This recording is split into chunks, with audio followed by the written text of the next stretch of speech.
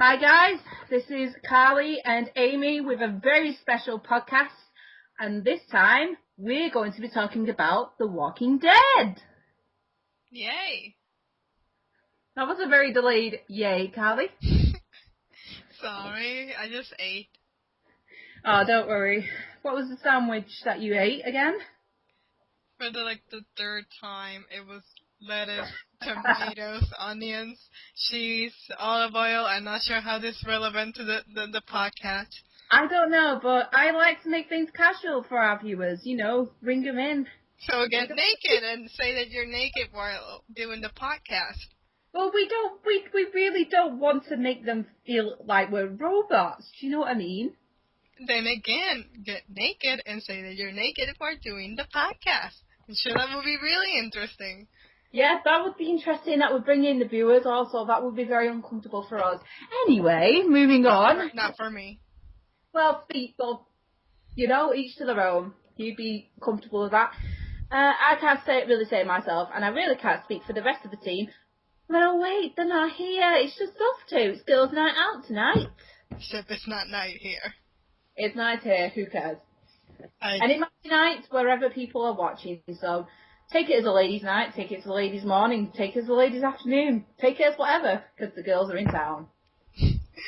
Yes. Oh, yes. And we are going to be talking about Season 1 of The Walking Dead. Now, people will know that it is currently in its second season, but I think we want to leave it till the end of the season to talk about it as a whole, because where are we now? We've just finished episode 2, Carlie? Yes, A House Divided. House Divided. Oh, that was a very good one. But I think we'll leave it till the second podcast. I mean, it's going to be quite a while yet, because they've not really announced the episode release dates, have they? Yeah, they divide, they go to one episode of The Walking Dead, then one episode of The Wolf Among Us. So you know that an episode from the different game is coming when an episode from the other game happens. Like, you knew that the House Divided was close when episode 2 of A Wolf Among Us came out. Yeah. It's going to be awkward, though, as well, because, they've got Tales from Borderlands and Game of Thrones Telltale games coming out, so who knows what's going to happen in the future. I'm guessing that's going to be left after The Wolf Among Us and The Walking Dead are done, and then they're going to work on Tales from Borderlands and whatever they're doing with Game of Thrones. I can't wait for the Game of Thrones one. I'm not too sure about the Borderlands one, because I've not really played much of Borderlands, so I really can't make a judgment there, to be honest. Well, to me, when I heard about it, the Game of Thrones things, it fits so well. I mean, the kind of things Telltale does with The Walking Dead fits perfectly with Game of Thrones, because they give you a lot of morally ambiguous decisions to make and stuff like that, and that fit perfectly with Game of Thrones. But Borderlands is just completely different. It just, I can't see it. I hope it works, but it's the kind of things Telltale does, like this story-heavy decisions and kind of stuff, that's not what Borderlands is. Yeah, it might not be, but Telltale haven't really failed us yet, have they? Not really. You never know, it could work. I think we just need to give them time to actually get round to it and just bring it to us. But would you be getting it at all when it comes out? Oh, yeah. I'm not sure I'm going to like it, but I'll still get it. I mean, I like everything they've done so far. You'll get the season pass then? Yes. Oh, well, yeah, when it comes to Telltale, you might as well get the season pass. You're saving yourself money rather than buying individual episodes. I'm not sure about the Borderlands thing. I'm definitely going to get the Game of Thrones thing.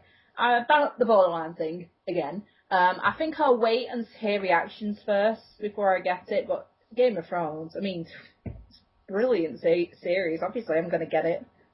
I'm kind of curious as to what exactly they're going to do with Game of Thrones. Are they just going to do characters that you don't really see in the TV series? Is it going to take place in the TV series canon or in the books? I'm guessing it's going to be the books, like they did The Walking Dead. Exactly. That's what I just thought, yeah.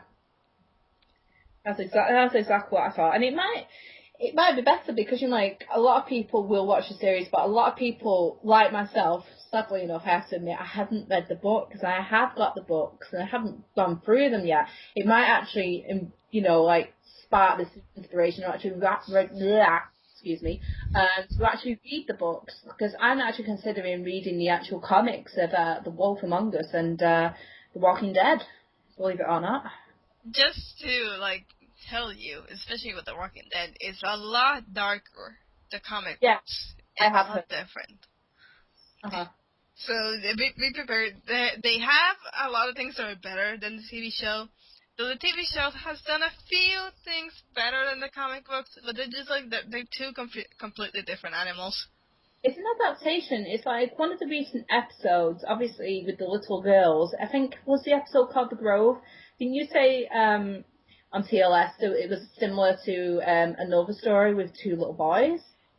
Yes. It's that exactly what happened. Though the build-up was different, and honestly, the TV show handled it a lot better than the comic books did. Yeah, sometimes that can happen. Actually, I mean, what about Game of Thrones? Did it handle some of the book book events better in the TV series? Because I'm not really educated in that part. Again, most of it, no. There's a few things they have, but it's not necessarily the story, but certain characters have been better in the TV show than they have been in the books. For example, Ned. He's not that big of a badass in the books that he is in the TV show, but he's portrayed in the TV show by Sean Bean. Well, this is Sean Bean, so obviously some badassness is going to be in any of his characters, so I suppose. That alone was automatically going to make TV show Ned better than comic book Ned. I mean, book Ned. Sorry. Ned. It's okay. We're talking comics. We're talking books. Almost the same thing. There's Marjorie. Yeah. She's not an important character in the books. She's just a side character, and she seems important in the TV series. I gather that.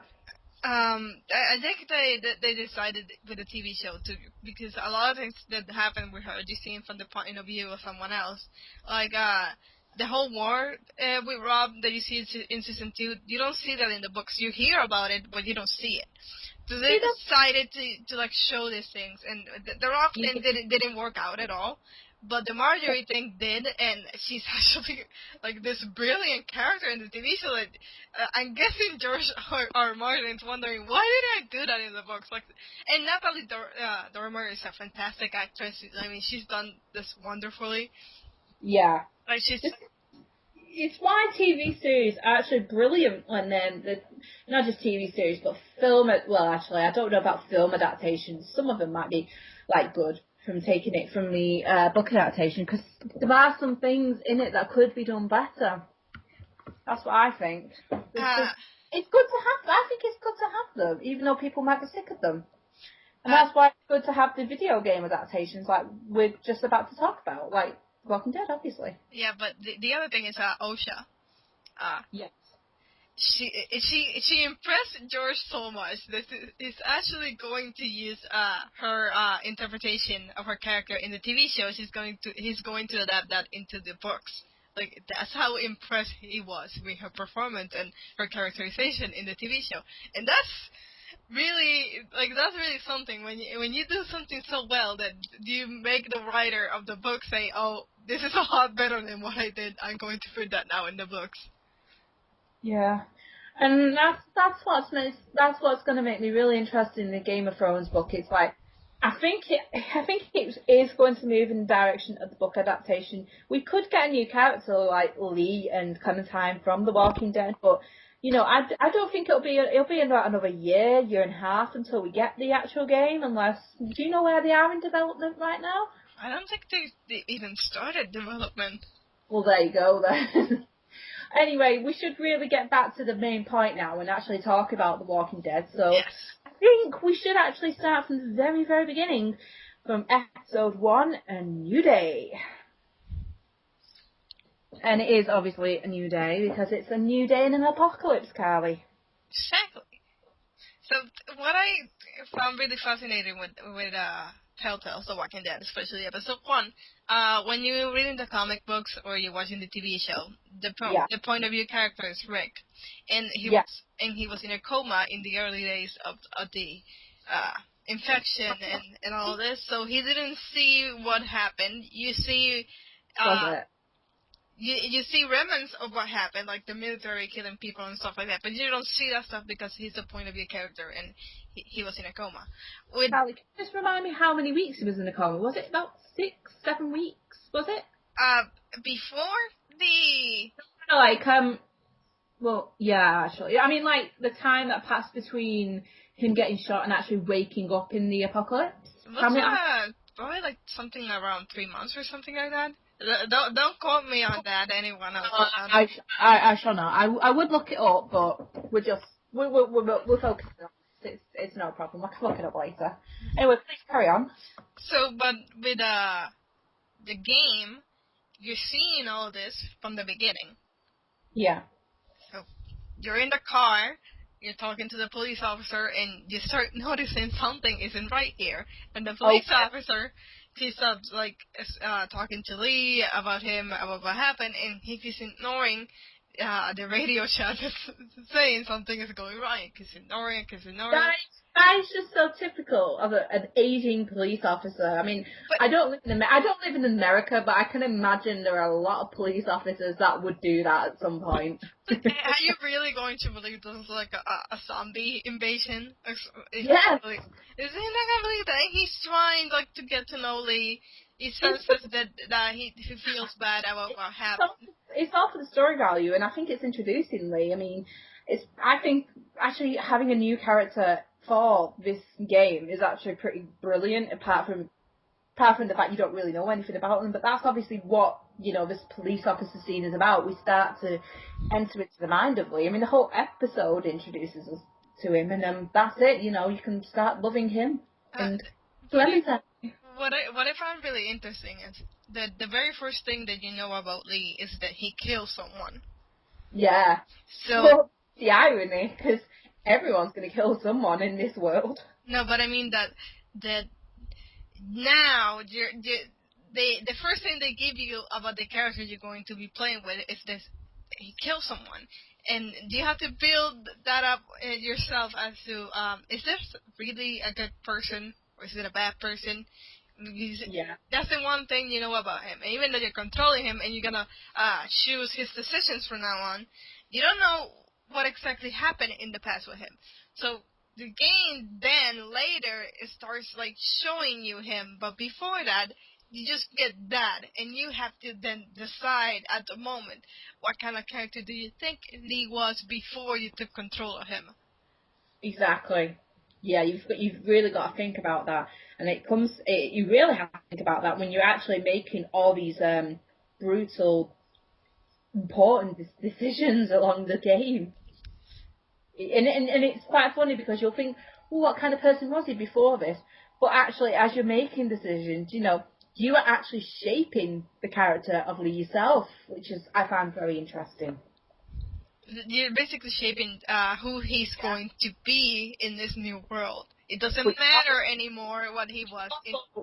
It's also the fact you're actually shaping Clementine to be the person that she does become in season 2 and beyond as well. So it's not just Lee, it's Clementine. And in fact, I'd say to a certain degree, it's everybody that you meet, I suppose. How you react to them and what kind of reactions they give to you and so on. Exactly. That's what the heart of the game is. You're this person, this has happened, right, it's all in your hands now, the game's in your hands. And that's pretty scary, if I'm going to be honest. I gotta think it was really scary.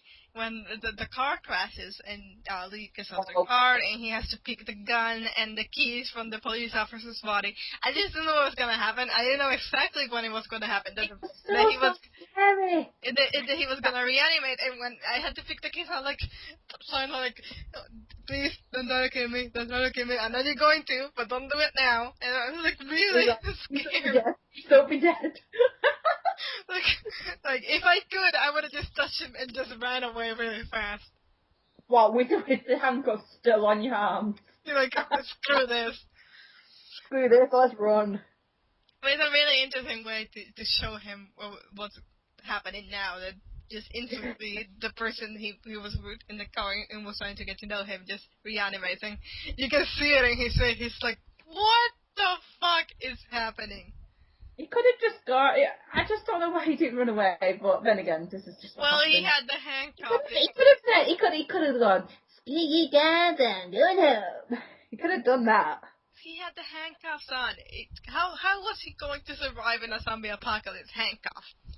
Yeah, but he could have died like right there and then. In fact, I'm sure one of the first times I actually tried to do it, I think it was on the Vita, not the PlayStation 3. I think I actually died because I kind of forgot the controls after doing it for so long, and I died. I'm like, this isn't not really a good start, is it? No. You clearly suck at a zombie apocalypse. I don't. Anyway, yeah. and then you meet Clementine.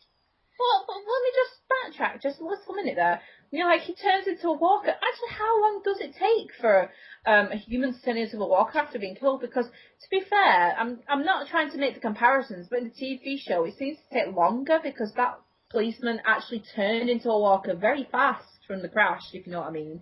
Although, I actually question, like, how long they were there in the actual police car. How long do you reckon they were in there now again? Well, remember they crashed and he was unconscious for maybe an hour or something. We don't really know. Was it going down the sun when he woke up, actually? Because that could have been an indication. Well, remember when he wakes up, he's like really woozy and stuff. Like you don't really know what is happening because he may have a concussion. Yeah. The TV show and the comics, what they say is it depends on the person. It may take hours, it may take minutes, it may take seconds. I mean, Shane in the TV show, he reanimated extremely quickly, and then you have maybe you've got these certain kind of persons turn to walk very. What the assumption is that, let's say if it's a little kid, it's gonna reanimate quickly because they're smaller and stuff like that. Maybe Shane's anger just turned him into a walker quickly. I don't know. No, it's not that because your brain is dead, so your anger is registered in your brain, and your brain dies. Stop working. Good point. But they're really inconsistent about this because you have Shane, he reanimated in seconds, then you have Andrea's sister, and in season 1 when she died, it took hours for her to reanimate.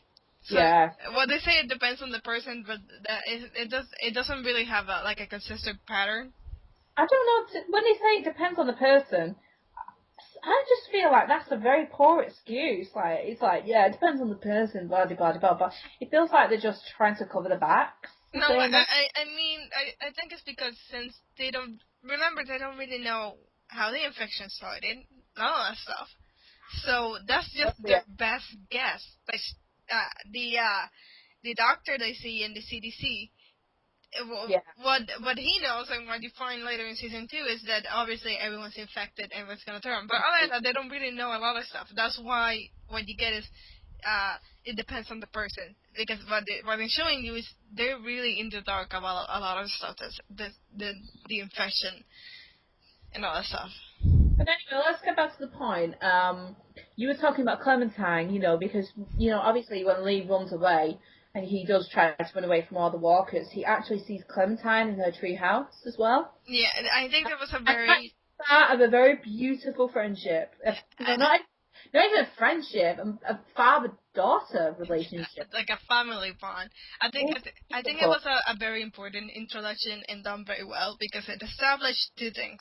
Because Clementine, without Clementine, I don't think Lee would have been as likable, but with Clementine, I think that's what made people fall for him. She's the heart. She's the heart of the story, and it still is at the second season. She still is.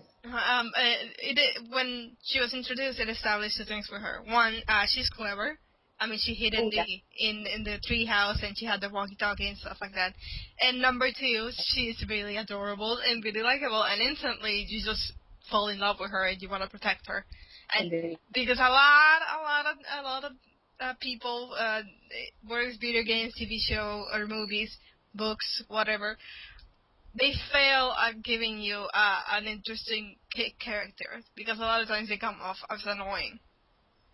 I really don't know how we did it, but I'm so glad that they figured out how to do it, because I'm saying that I can't stop saying it, but without Clementine and Lee and the relationship they had, I really don't think it would have been this good.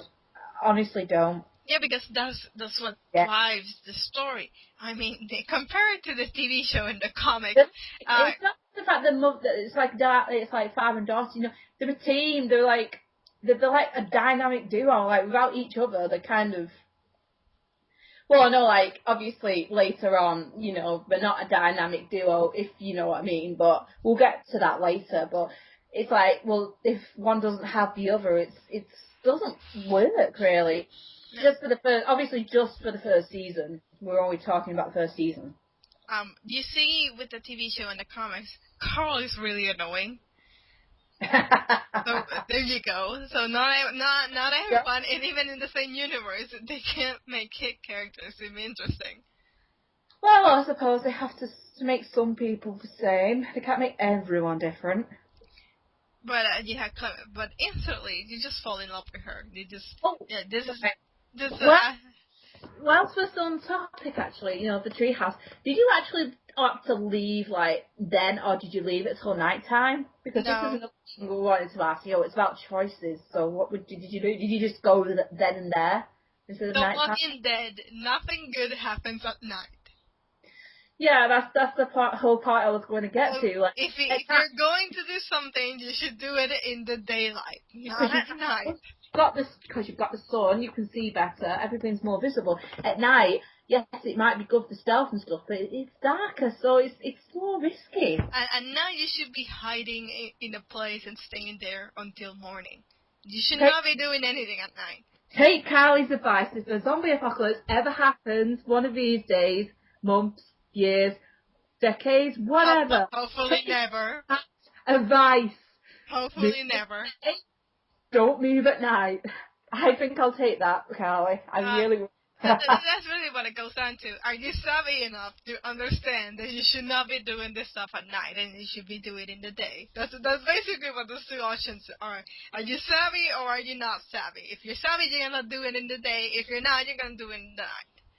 So talking about more choices, did you actually come strict clean about when you met Sean and his friend? What was his friend called again? His friend was called something. We'll just call him something because he's not as important as Sean. Did you actually lie to Sean, or were you actually honest with him? Like, say, I'm just a man who found her, or did you say you were the babysitter, or what? I was always honest. Oh, was you? In my first playthrough, I lied. I said I was the babysitter, even though she looked at you funny. But in my second playthrough on the Vita, I was honest about everything.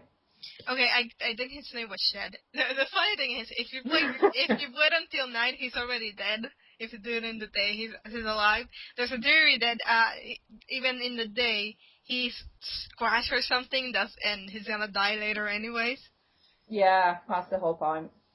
That's why if you do it at night, he's already dead, because at day he's already scratched, and so at some point he turns and dies.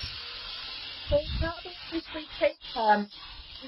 they take Clementine and Lee to the farm after they help them out, and they bring them to some of my favourite characters here, and you know one of the favourite characters that I really love. They actually bring them to meet Herschel. Well, Herschel's not a favourite because you don't really see him that much anyway, but you obviously see him in the TV show. It's actually Kenny, Catcher, and Duck, and I think you actually know how much I love Kenny. Kenny was awesome in the entire season. I just really can't fault Kenny for being the way he is. Well, we'll get to like Kenny later, because that's We are at the farm now. We are at the farm though. No, but I mean, one of the driving points in season 1 with Kenny is his clashing with Oh yes, I love the fact he clashes. I love the fact that he likes to question like what he doesn't think is right. Because I mean, if he's gonna stand there and just agree with everything, come on, that's gonna be boring. Like it's not what we gamers. I was just about to say us viewers, because sometimes when you're actually playing it, you actually feel like you're there. You actually it's like watching something on the TV, and you're just like, no, this is boring, or yes, this is exciting. So I say viewer. So you're actually a viewer and a gamer as well, actually going through this game, which I absolutely love. I really do love that. I gotta say that one of the first things I found really odd, because I'm so used to Herschel from the TV show, like Scott Wilson. He's this really nice looking old guy, like very paternal thing, and then you have this Herschel from the comics and the game, and he's a lot younger. He doesn't have a really long beard. He's more in shape. And it's just really odd because I'm so used to Herschel from the TV show. Let's just admit it for a second. Did you? I think you'll probably say no, but did you ever feel like you were going to be at the farm longer than you would be? No, I know stupid like AMC that spent a whole season in the farm. I thought it would have been there a bit longer, not like for a whole episode or something, maybe for a little bit longer, but.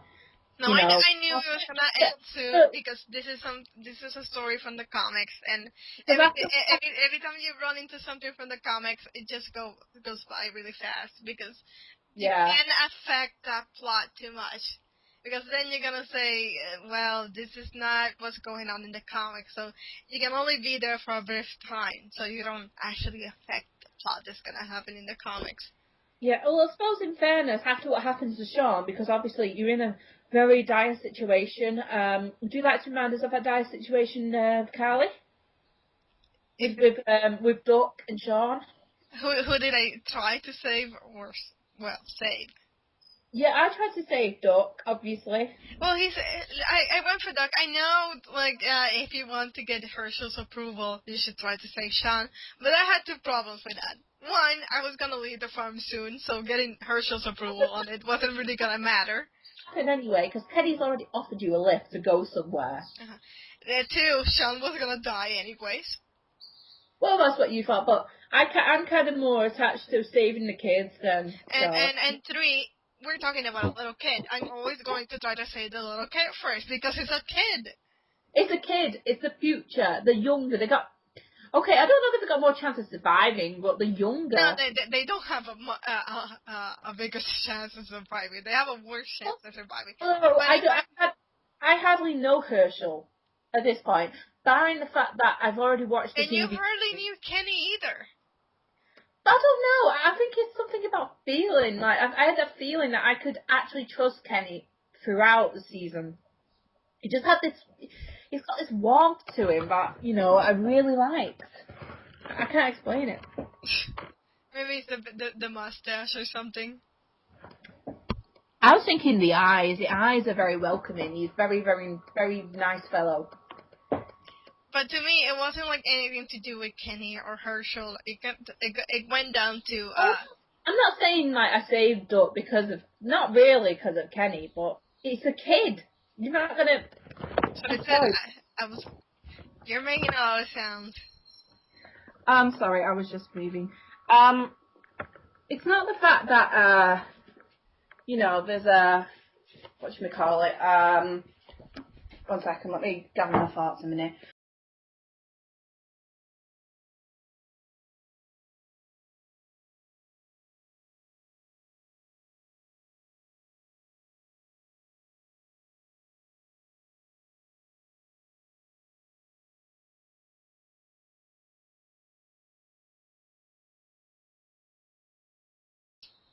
It's a kid versus an adult. That's basically what it goes down to. Did you lie to Herschel? I was actually I actually lied to Herschel because I was fucking scared at that point. You're scared of what he's gonna do? It's a zombie apocalypse, and you're scared of an old man that just gave you refuge in his house. He hold a gun at that point, like holding a gun at that point. It's ridiculous, Amy.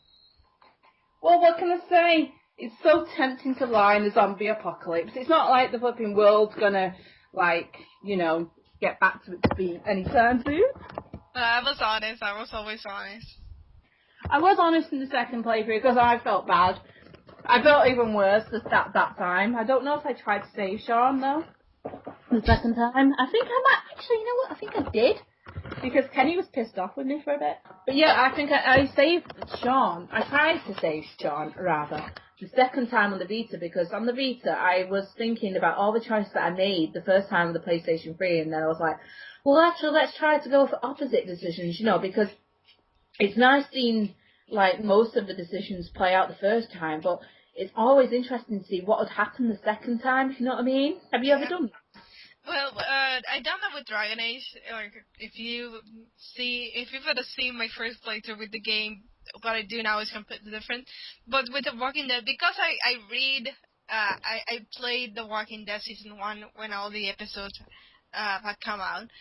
Yeah. I knew what was going to happen, so I had a better idea. Okay, this is the best decision here. There were a few that I went in, I'm going to do this. I thought I was going to side with Kenny a lot more than I actually did.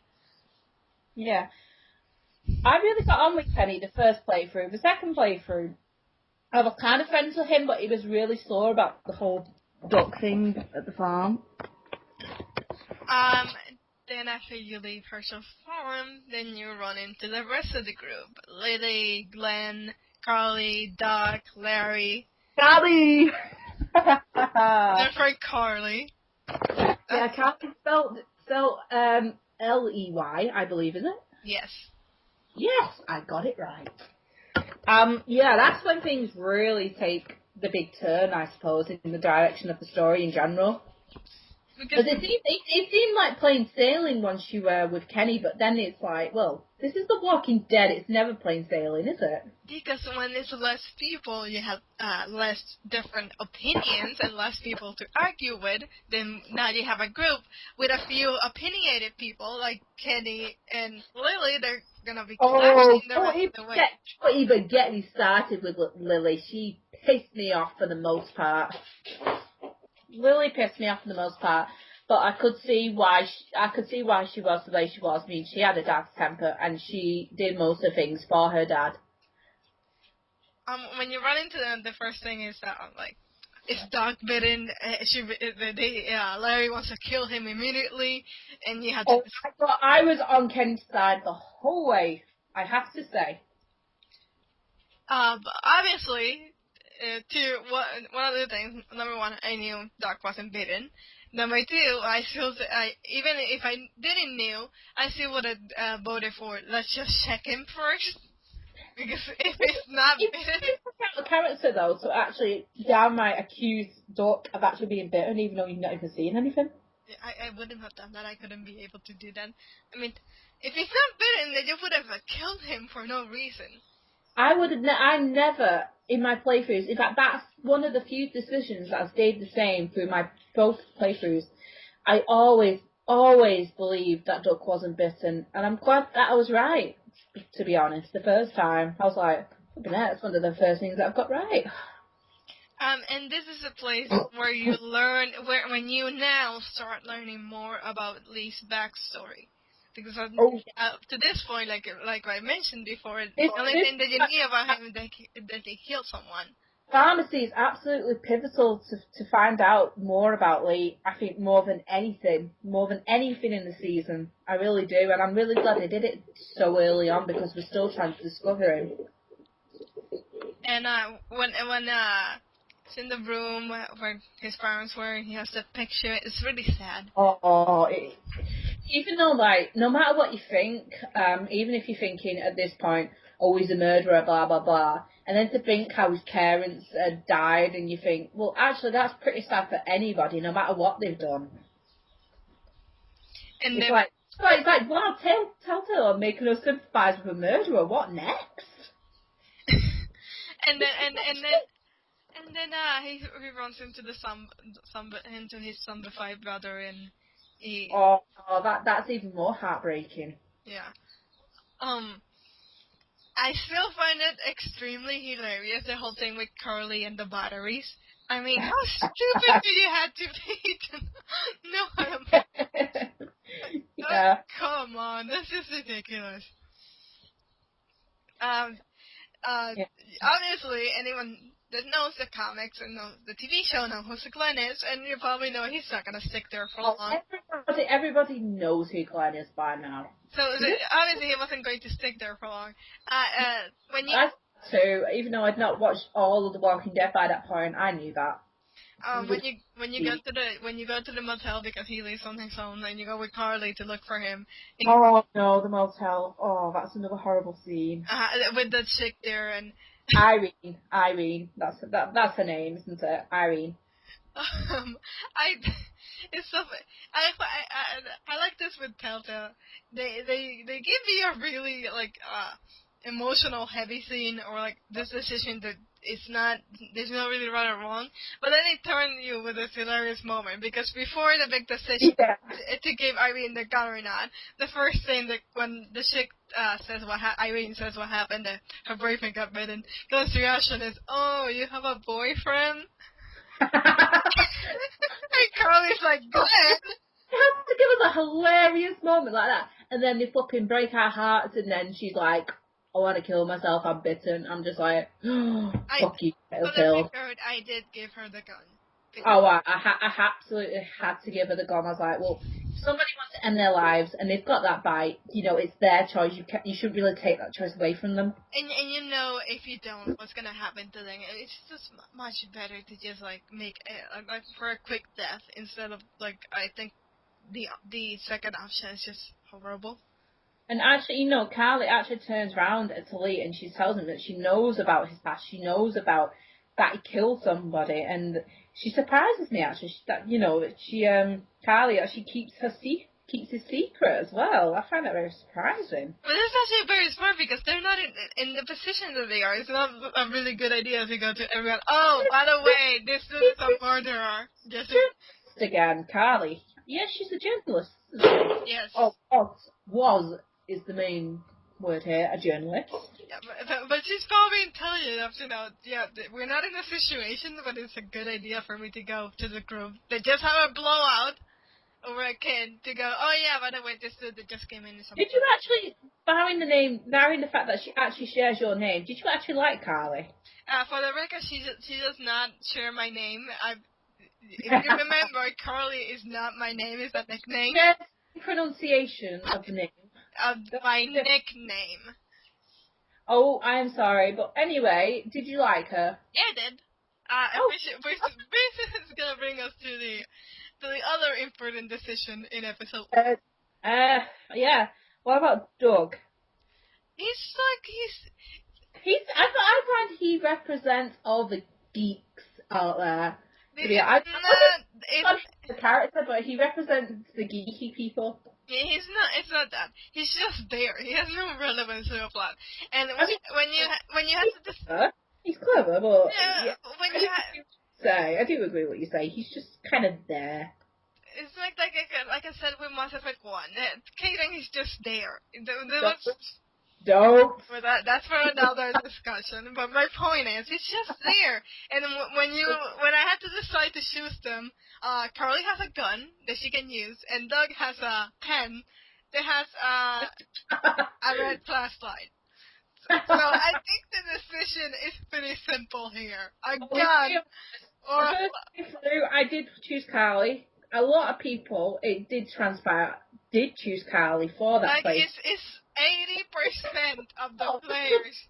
Well, just for the second playthrough, just to see how it would play out, I almost chose Carlie, but I thought I'll choose Doug just to see how it plays through with the dialogue and such. But it was going to backfire in episode 3. It really does. Oh, sadly it does. But yeah. Let's make this simple. If you have to say two people and one of them has a gun and the other one has a pen, you're going to say the person with the gun. It will. Let's not even go to the fact that Carlie had a lot more screen time. She was a lot more plot relevant than Doug that was just basically in the background. Gun, pen. It's the gun, people. Now, let's see who obviously you take one of them. We'll assume Carlie for this point, obviously, because we're both in agreement that we will take Carlie. And mostly 80% of the players went with Carlie. Yes, Carlie, not fictional Carlie, real Carlie.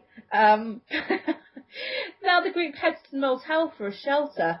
Do you know what? In the end, of course, Glenn, because he's a comic book character, cannot stay with the group.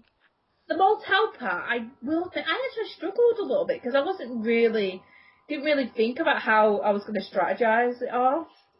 Okay, Right. now that's episode 2, where we're dealing with the motel. No, no, I mean like when you're actually clearing it from the Oh, I walkers. just a walkthrough. I know you people are like spoilers, and I don't want to just walkthroughs. I'm like, screw that. I love spoilers. I'm not gonna waste my time like dying a bunch of times. I just look at a walkthrough online, and They actually cleared the motel of walkers and then claim it. Like that's right at the very end of the episode. So you know, like if you do it a specific way, it's really simple.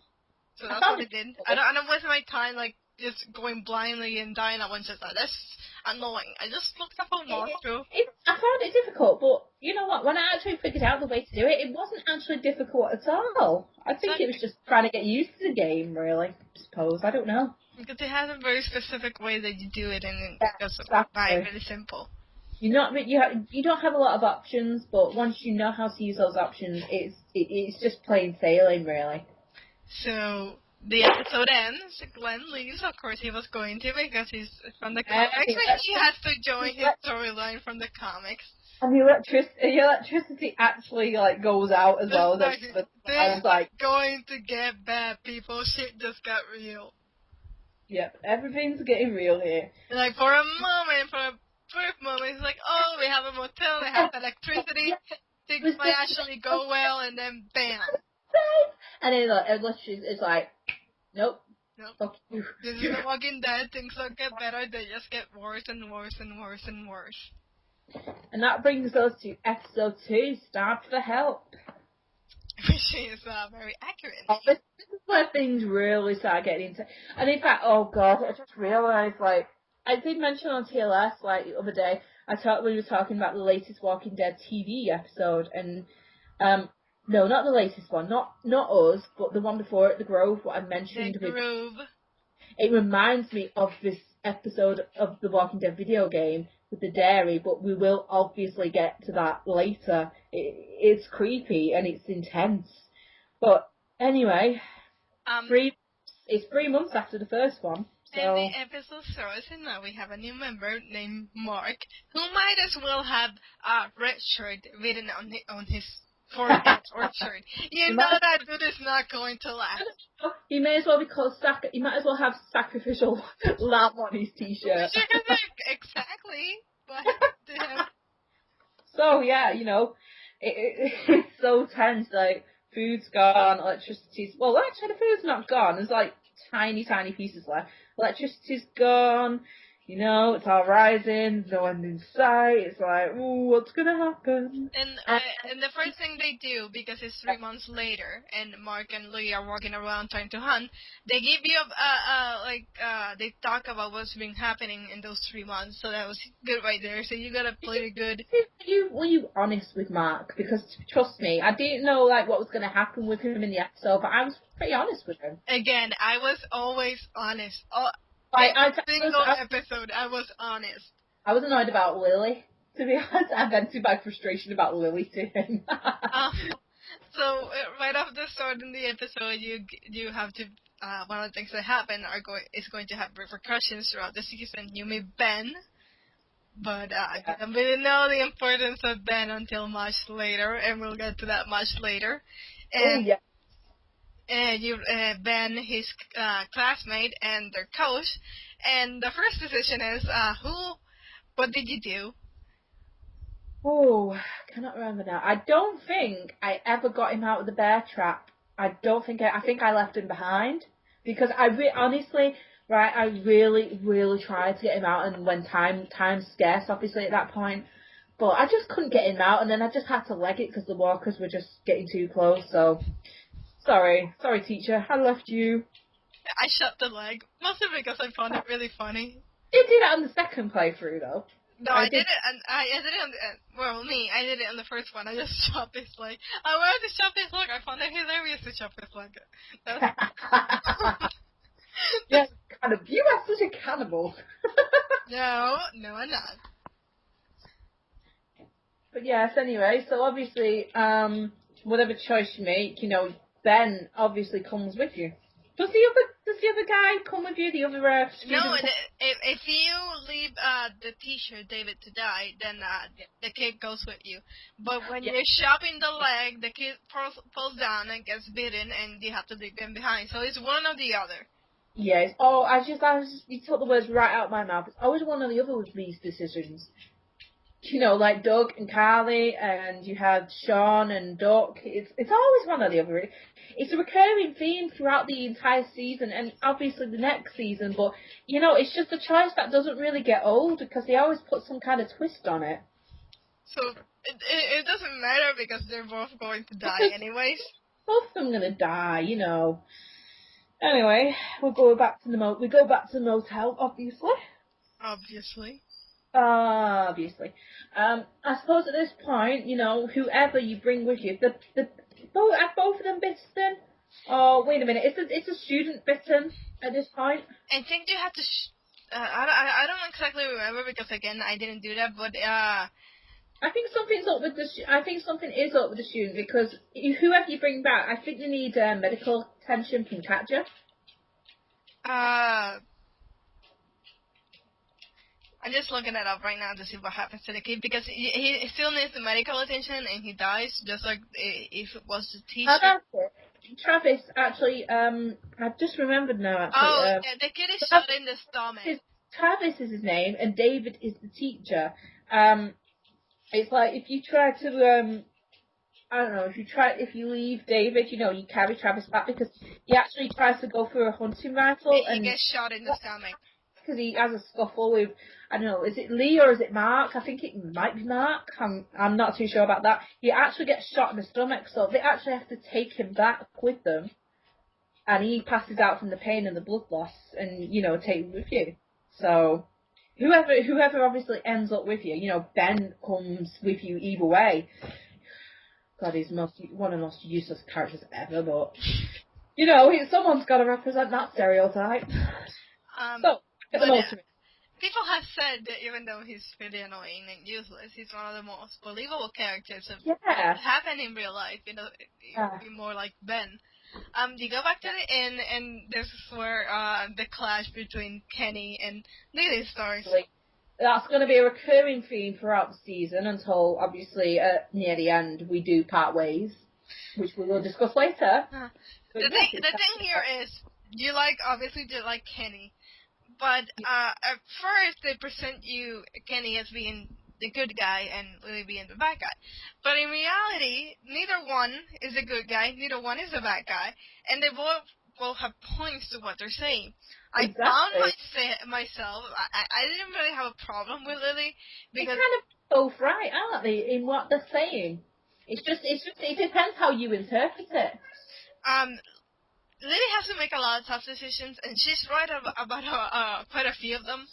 Like, they don't really have a lot of food, and they... Oh, that is actually really, it's pretty hard, like, when giving the food out, when she says, right, Glee, you can give the food out today. Yeah, because everyone's complaining, but no one's taking the lead to do it, and then Lee has to do it, and then you understand...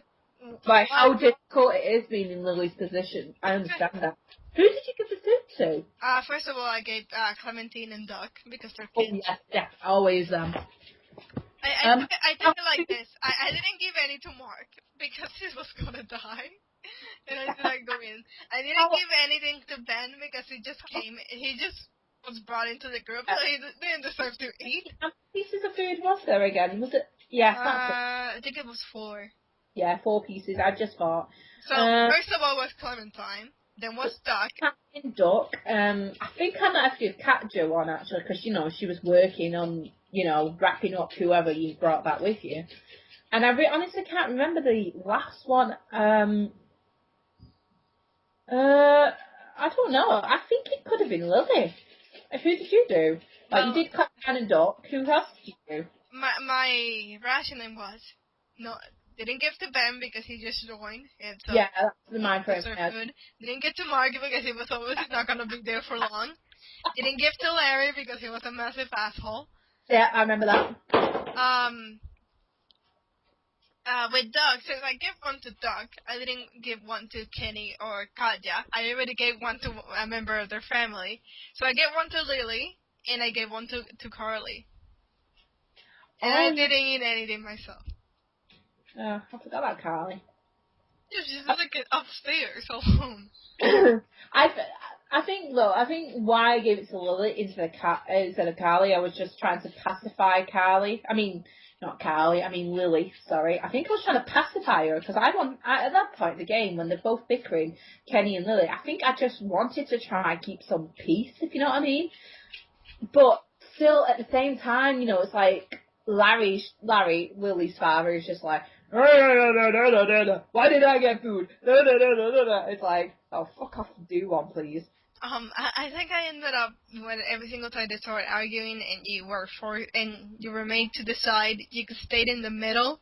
So I did that quite a bit at first, and the game tells you the game even tells you can't stay on the fence for long. Every time you're gonna have to pick. Like I know, but right now because they're both making points, they're both right and they're both wrong at the same time. So I just stay in the middle. You've just started really in the game. You're only at episode 2 of 5. No, anything could happen like from there between the end till the end. But you had to remember again. I knew the plot, the whole thing, even then.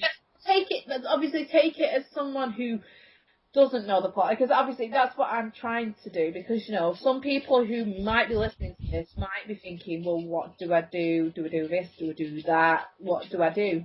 That's all. That's why I'm saying it like it is. Yeah, but even if you know the plot, it doesn't change the fact when you have those decisions, you waver, because I haven't before I started. I already have like an idea what decisions I was going to make, but then when you're actually playing it, some decisions don't feel as easy as they did when you were just reading them.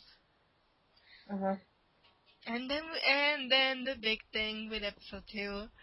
Meet these two gentlemen that seem really weird off the start if you're paying attention. I know we're about to talk about the day, but I just remembered one important fact that actually plays into the finale of the actual whole season, which we will get to later, obviously, when we get there. But I'm talking about, the fact that Clementine's hat goes missing. Ah, yes.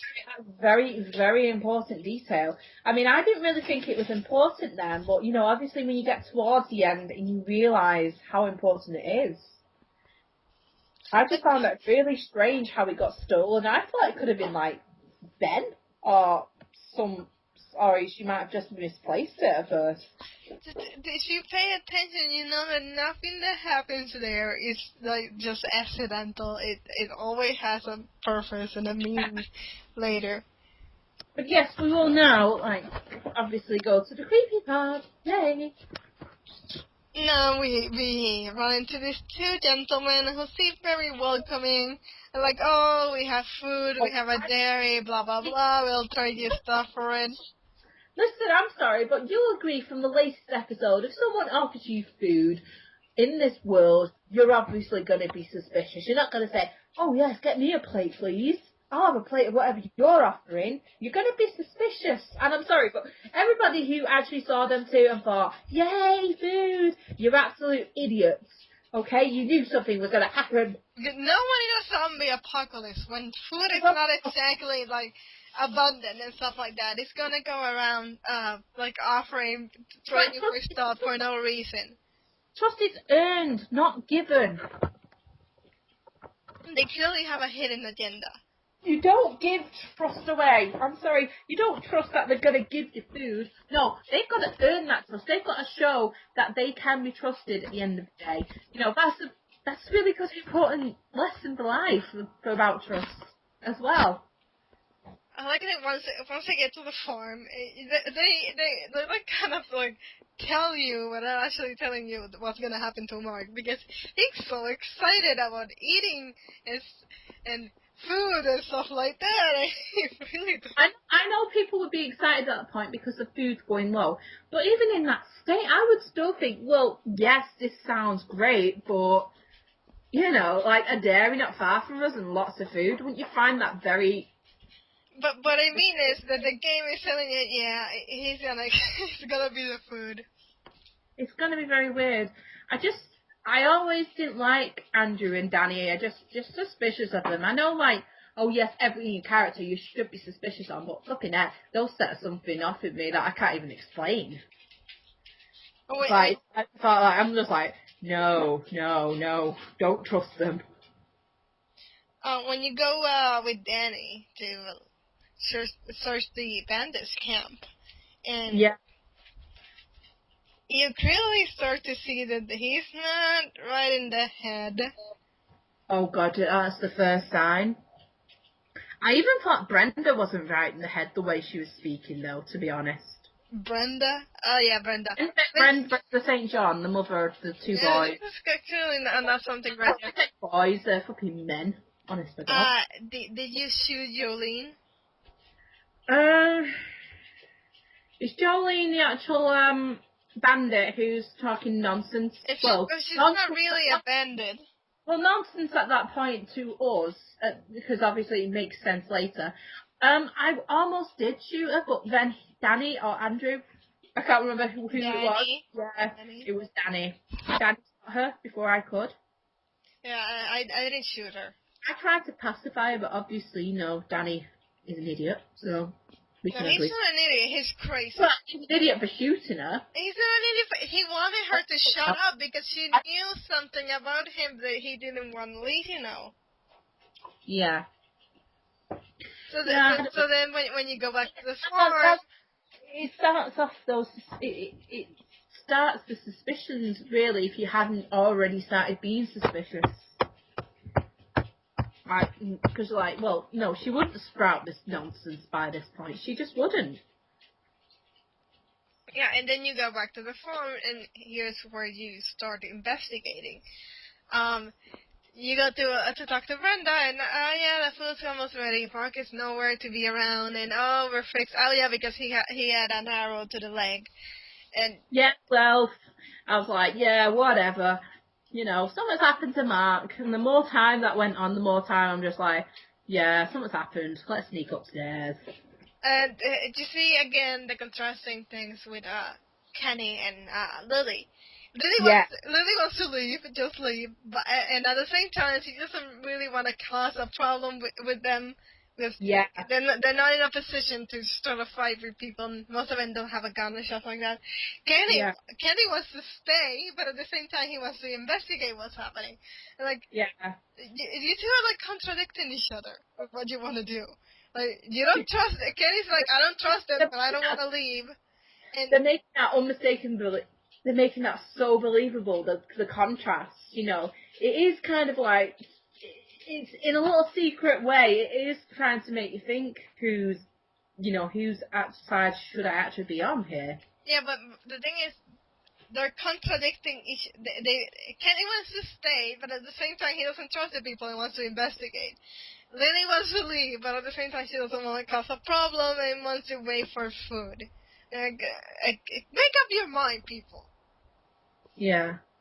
Then you start investigating, and you find a really weird room with all the blood and stuff like that, and you just gotta know this is not going to end well at all. It's just all suspicious. But obviously, you've got to be suspicious about everywhere you probably go. Yeah. Then when you go back to the house, Lee's already in full panic mode. And he said, I need you to go to the bathroom. And then he finds Mark, his leg chopped off. Yeah, okay. After when you go back to the house and you find Mark, and then you go down and everyone's about to eat. And if you say the wrong thing, Clementine can't eat the food. You know what's gonna happen? It's like, no! You can't say that what the food is. You just have to say stop so Clementine doesn't eat it, and everyone else doesn't listen and starts eating. And then when they find out, their expression is hilarious. I especially love Larry, who before was hitting on Brenda, and then when he finds out, and he's just disgusted and he goes berserk.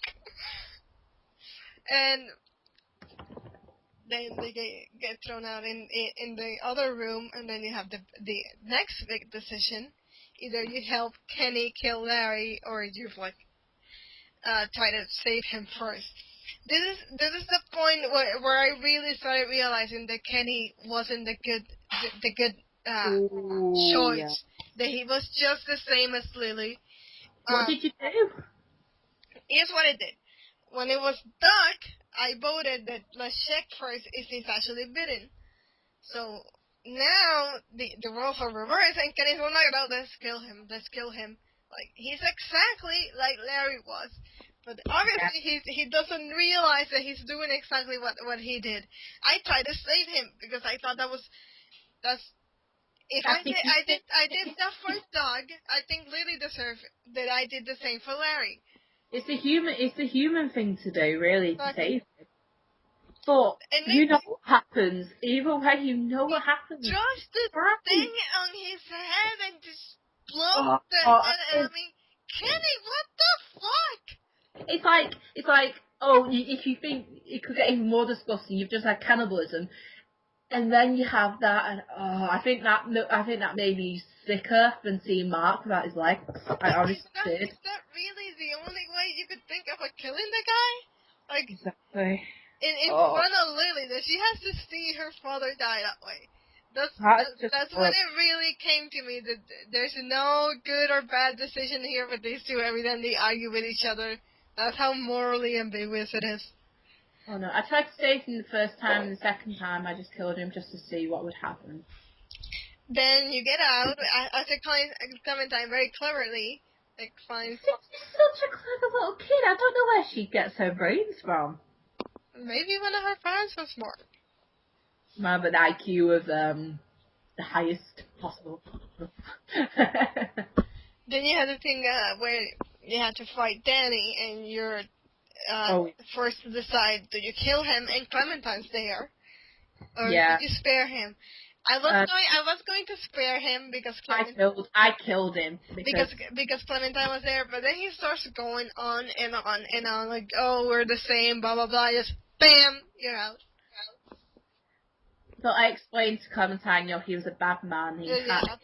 And it says Clementine will remember that. So, well, she needs to remember this kind of stuff in this kind of world because she's only a kid, but she seems to be taking it more on the chin than say Duck would. Yeah. Then when you had to deal with Brenda, and she's stupid and kind of poetic, gets bitten by a zombified Mark. Oh, that is just brilliant. That is one of the moments I actually laughed at. Poetic justice. It's like, huzzah! In your face, bitch. And then you have Andy. I actually spared Andy. Oh, I didn't. I killed him. Just left him there screaming, and his brother's dead, and he's turning into a zombie. His mother's a zombie. He's probably gonna get bitten by either one of them. I didn't kill him the first time. The second time, I just let him. I just left him. I thought, well, you know what? It probably is better to leave him to his fate, I suppose, because he kind of deserves it. Number one, you proved them wrong about what kind of person you are. Number two, he's already gonna bitten anyway and killed and probably eaten. And I thought that was a better. That was more like, again, poetic justice than just killing him. Yeah, exactly. Then when you leave... if you actually look at the stats, 80% of the people actually spared Andy. Yeah. Also, right, the next big decision, obviously you go walking off, blah, blah, blah, the group's all back together, including Ben. Next thing you see is all these supplies in the car. Now, what did you do? Number one, this is big repercussions later. Humongous repercussions later. And the thing is, it doesn't matter which decision you go with. I suppose the dialogue in that respect actually kind of it's a bit different, but the outcome is still the same, regardless what you do. But we both, who we will discuss later, and actually, you still take the goods, no matter if you took it or if the others take it. This is another point where you see that Kenny's not that good and Lily's not that bad. Kenny wants to take the supplies, Lily doesn't want to, because she knows this belongs to people that are probably not dead, and the rest of them, they fool themselves in their head to say, oh, these people are probably dead, to like rationalize what they're doing, which is wrong. I didn't take the supplies. First time I took it, and then the second time I didn't. I didn't take them. Obviously, going in because I read what was gonna happen. I knew then. Obviously, the owners of this weren't dead, but even so, it felt wrong to do so because the car. First of all, it's completely stupid for anyone to leave your car like that. That is basically like should have a sign on top of it saying "Open me, take my stuff." Because the dude left the car on, like, clearly showing that it had supplies in there that could have been used, instead of just, like, hiding it somewhere that you couldn't see it, or it looked abandoned or something. But no. Just remember, after the actual, find the supplies and stuff, there's one particular thing that they find, and I don't know, it was creepy for me. Probably not the creepiest moment of the episode, but it was still pretty haunting, for what would happen in the future. What was it now? The video clip? Yeah, the camera, but that you don't find it in the car. You find out when you're dealing with Jolene, and then when the episode ends, you see her recording of what was happening, and it was really sad what happened to her, what they did to her kid, what they did to her, that just drove her insane. It just really gives you a really good glimpse into the reality that we're looking at. And it sets you up, and this is gonna get really bad now, because how that episode ends with that video clip, things are gonna get really, really, really bad now. I know, and even the preview, it made me think this is the most. I think this one, of all 5 episodes, I think that episode 3, Long Road Ahead, is probably the most intense of all the 5 episodes. Maybe apart from the final one, but the final one is in a league of its own, if I'm going to be honest.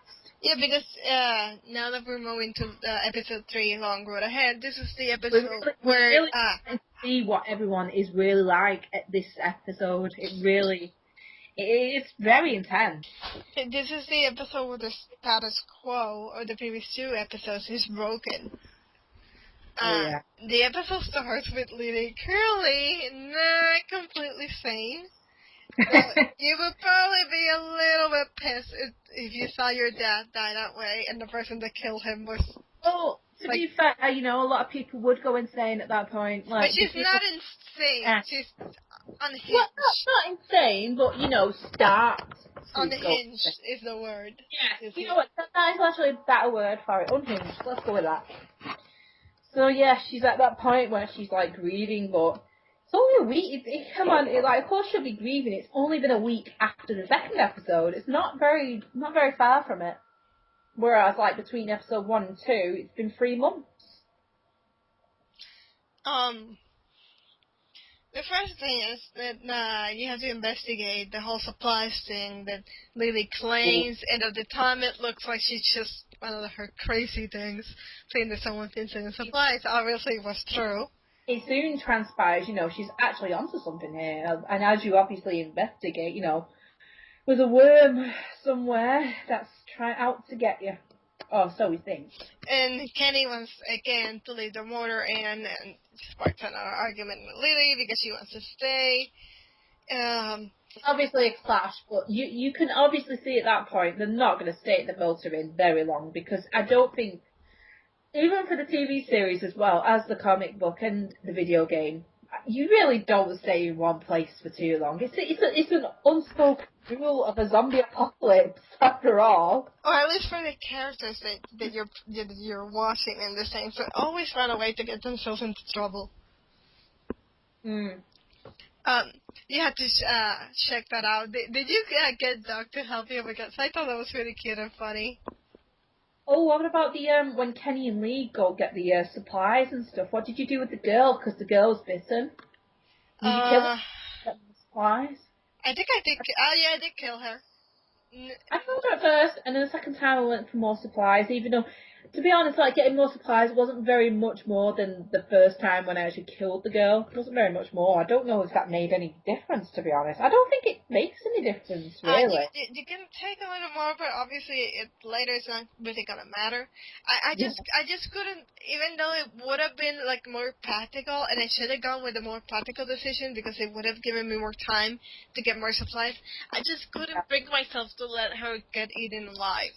Yeah, you've got to choose. It's like choosing a choice between, getting more, choosing, like, getting more supplies for yourself in the group, or do you risk it all and kill this woman but attract the attention of the walkers? That's the dilemma right Yeah, there. I just couldn't bring myself to it. I just let her get eaten alive. I just couldn't do it. When you're searching the supply thing with I did get Doc to help me because it was really good. When he puts his hands for you to high five him, and if you Oh wait, do like what was your relationship like with Kenny at that point? Because like, it was he not. will help you fight the walkers, or he'll just like try and leave you, won't he? Like when you're overwhelmed. Because Yeah. I always had a good relationship with Kenny, and I always used to think like with both playthroughs, I thought, oh no, he's gonna leave it, and then he does come through at the last moment. I'm just like, yes, he's a good friend for life. It's not that good of a friend. Oh no. He's He could selfish. have left you. He could have left you, but the fact that he can come back if you've got a good relationship. Yeah, but he's still selfish. He's still vindictive. Oh no, but those qualities kind of like, I don't know, they kind of fade away the more the story goes on. But I they suppose. don't fade away. They get They don't stronger. fade away. They less. Alright, there's lesson then. No, they don't. Being selfish and vindictive as the episode goes on, those three get stronger. They don't fade I mean, away. after obviously a certain event happens with the vehicle, or if you push that person out. Yeah, but this is just get. We'll leave that one for later. But anyway, we get back. Obviously, we're back in the military, and he still wants to leave again, doesn't he? And another argument with him and Lily, and Yeah, that's when she brings up the supply thing, doesn't she? yeah. At this one, yeah, Kenny's probably right that they should leave, but obviously circumstances happen to that it becomes irrelevant. I What you I always had Duck though to help me with the investigation. I thought that was cute. did you give him the high five? That was really hilarious. Yes. Because it's I'll like, pick that up. you give him the high five, and it's like, it was, Doc thinks you're awesome, or something like that. Oh, I like that. And then you're Batmaning his Robin. That was pretty fun. And then you talk to Carlie. Batman. Sorry. Then you talk to Carlie, and she mentions that she should probably tell everyone the truth about what you did. And you can go to every person and tell them what happened. And I did. Oh, I did that as well. Even both playthroughs I did because I didn't want to lie to everybody about that. Because I think if he didn't, and I never actually did, lie to them about it, and I wondered, well, there would be a lot of, consequences and repercussions about that, so I thought I'd be honest with everyone at that point, because, you've been with them for a while now. It's like, you have to be honest. And I'm sure they'd understand if you didn't mention it at first. But I suppose, mostly everyone takes it okay, I suppose. It's getting so funny because he thinks, are you a pedophile? And you're like, no. And in episode 2, when you're trying to open the hidden room in the barn, Kenny just looks at you to see if you can lockpick, and it's like, are you saying that because I'm black? It's like, I love that. There's another reason why I love Kenny. He just comes out with the most random shit. And then shit goes down and you get attacked by the bandits. And this is the point where if you were stupid enough to pick Doug in the first episode, you're gonna get completely screwed over. Because it's only you who's gonna be shooting at the bandits. But it's with Carlie, obviously, you've got cover there. And then you only have to stay on one side. And Carly's shooting in the other. If you have the Doug, you just you're completely screwed Yeah, up.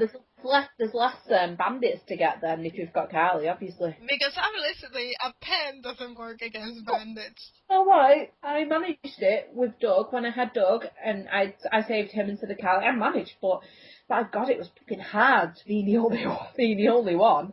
Honestly, again, person with a gun over person with a pen.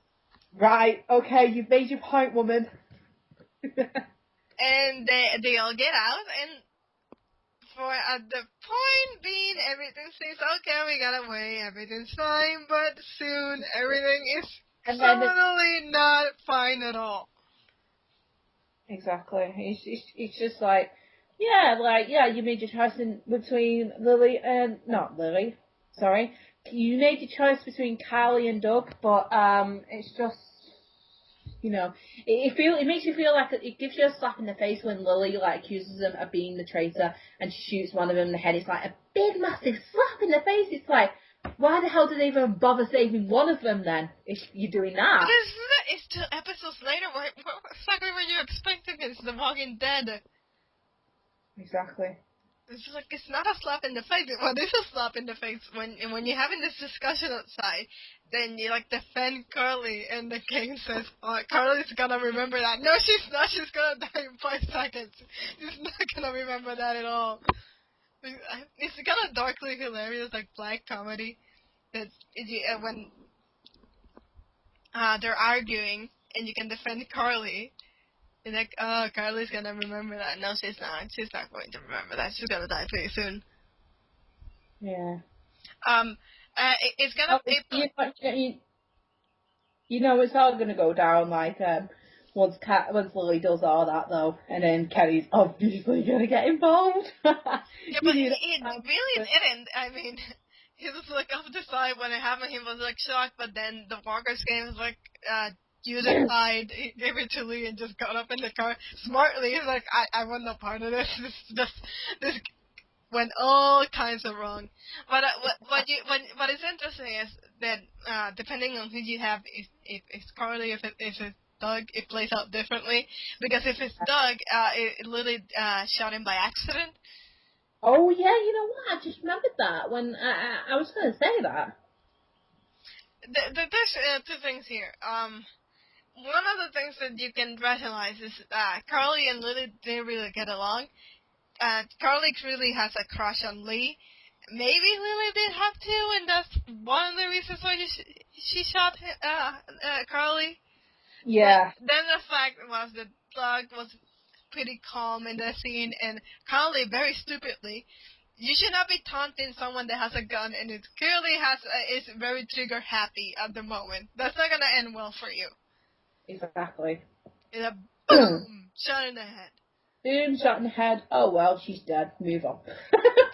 No, that's what she would have thought, obviously. That's where it really that's where that season 1 changes. That's where now things. This is really serious from now on. The point. Did you actually leave Lily, or did you bring her with you? I brought her with me.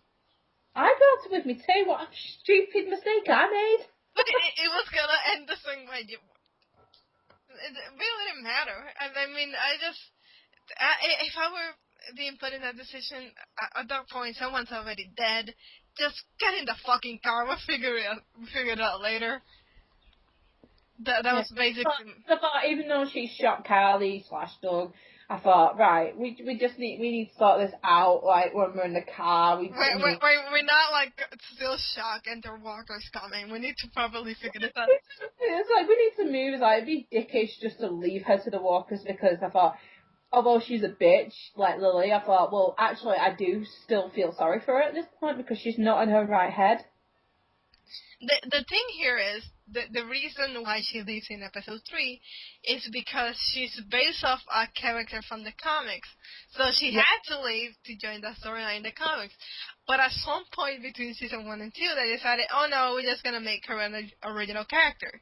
So now, she's probably gonna appear in episode 2. There's like zero chance that she's dead because now she's an original character, so she has no ties to the comics, so they can bring her back. Exactly. So she'll probably come back to the video game maybe at some point. I mean, I could see that. It's not maybe, it's probably. Which I find kind of hilarious that she and Kenny were like bickering all the time they were together. And from the original group, they're probably the only, not counting Clementine, they're probably the only two left alive. The people that were always arguing with each other somehow survived. Krista doesn't count because she wasn't part of the original group either. Exactly. And Omid, obviously. Yeah, but Omid is dead. Sorry for everyone. Sorry for everyone. Well, it contains spoilers. We did. So anyway, yes. Then you find out the other tragic situation here is that Doug was bitten back at the motor inn. Yeah. Oh God, that killed me. But obviously, before we get to that, obviously if you bring Lily with you, she steals the RV. But either way, the RV fucking conks out, and you can't really go much further anyway. Either way, even if you have gas, you can't really go much further because there's a train blockage. It's funny because those are the types of decisions where the outcome is gonna be the same. You're still gonna lose the car. What matters in your decision is what kind of character you are at that point. What kind of things would you want to do? Yeah. Obviously, I brought Lily with me the first time, and then I left her the second time because I just didn't care for her the second time, but I did the first time. And I thought, and then we said, oh no, she stole the RV, blah, blah, blah. And then, I don't know who it is, I think it's Kenny. He said, oh, she can't get far anyway. I was just like, oh well, moving on. Exactly. I thought, oh well, that train's gone. That train's set off. And we need to go get this one. Yeah, what did you think of Charles when you find him? I thought he was a really nice character, and he did bring something important that he totally... It's nice. It's nice that they brought homeless men in, because I'd say most homeless men that you meet are probably some of the most genuine, nicest people that you'll ever meet. I always say most because obviously some can be a bit weird, but I actually like that they brought Charles into the actual thingy, because in the game, because even though he's not very, very long, I find that his contributions to the group are so important. But he did something very important. He told me, you have to teach this girl to defend herself. Exactly. It's just not just that, but what he actually does when you reach your destination, when you get off the train, is so We'll get to that later. But we will get to it later, of course. First of all, you have to deal with trying to get the train to work, and you have to deal with Duck. Oh yes, and it's so tragic. I mean, did you actually do it for Kenny, or did you let Kenny do it, or whatever? If it weren't for the fact that Katja just killed herself first, I would have let Kenny do it. But at that point, his wife... He's inconsolable, so I know. I did it too. I did it as well. I had to. His wife just killed herself, and he's about to lose his kid, so I had to do it for him. I mean, it wasn't a good day for Kenny at all. It was a difficult decision to make, but I think Kenny would have been worse if he actually shot his own son after watching Katja die. So yeah, it had to be done, and even though it's hard either way, it would have been. I think it's easier for Lee to do it than Kenny every single time. I let Lee do it. And then when they finally get the train to work, and Kenny, he's just so depressed at this point. I really want to give him a hug. Yeah, he's completely shut himself out, and this is where he really it's going downhill.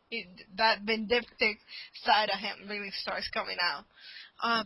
But one of the biggest contributions of the season is when talking to Charles, that he tells Lee, you gotta teach this girl to survive.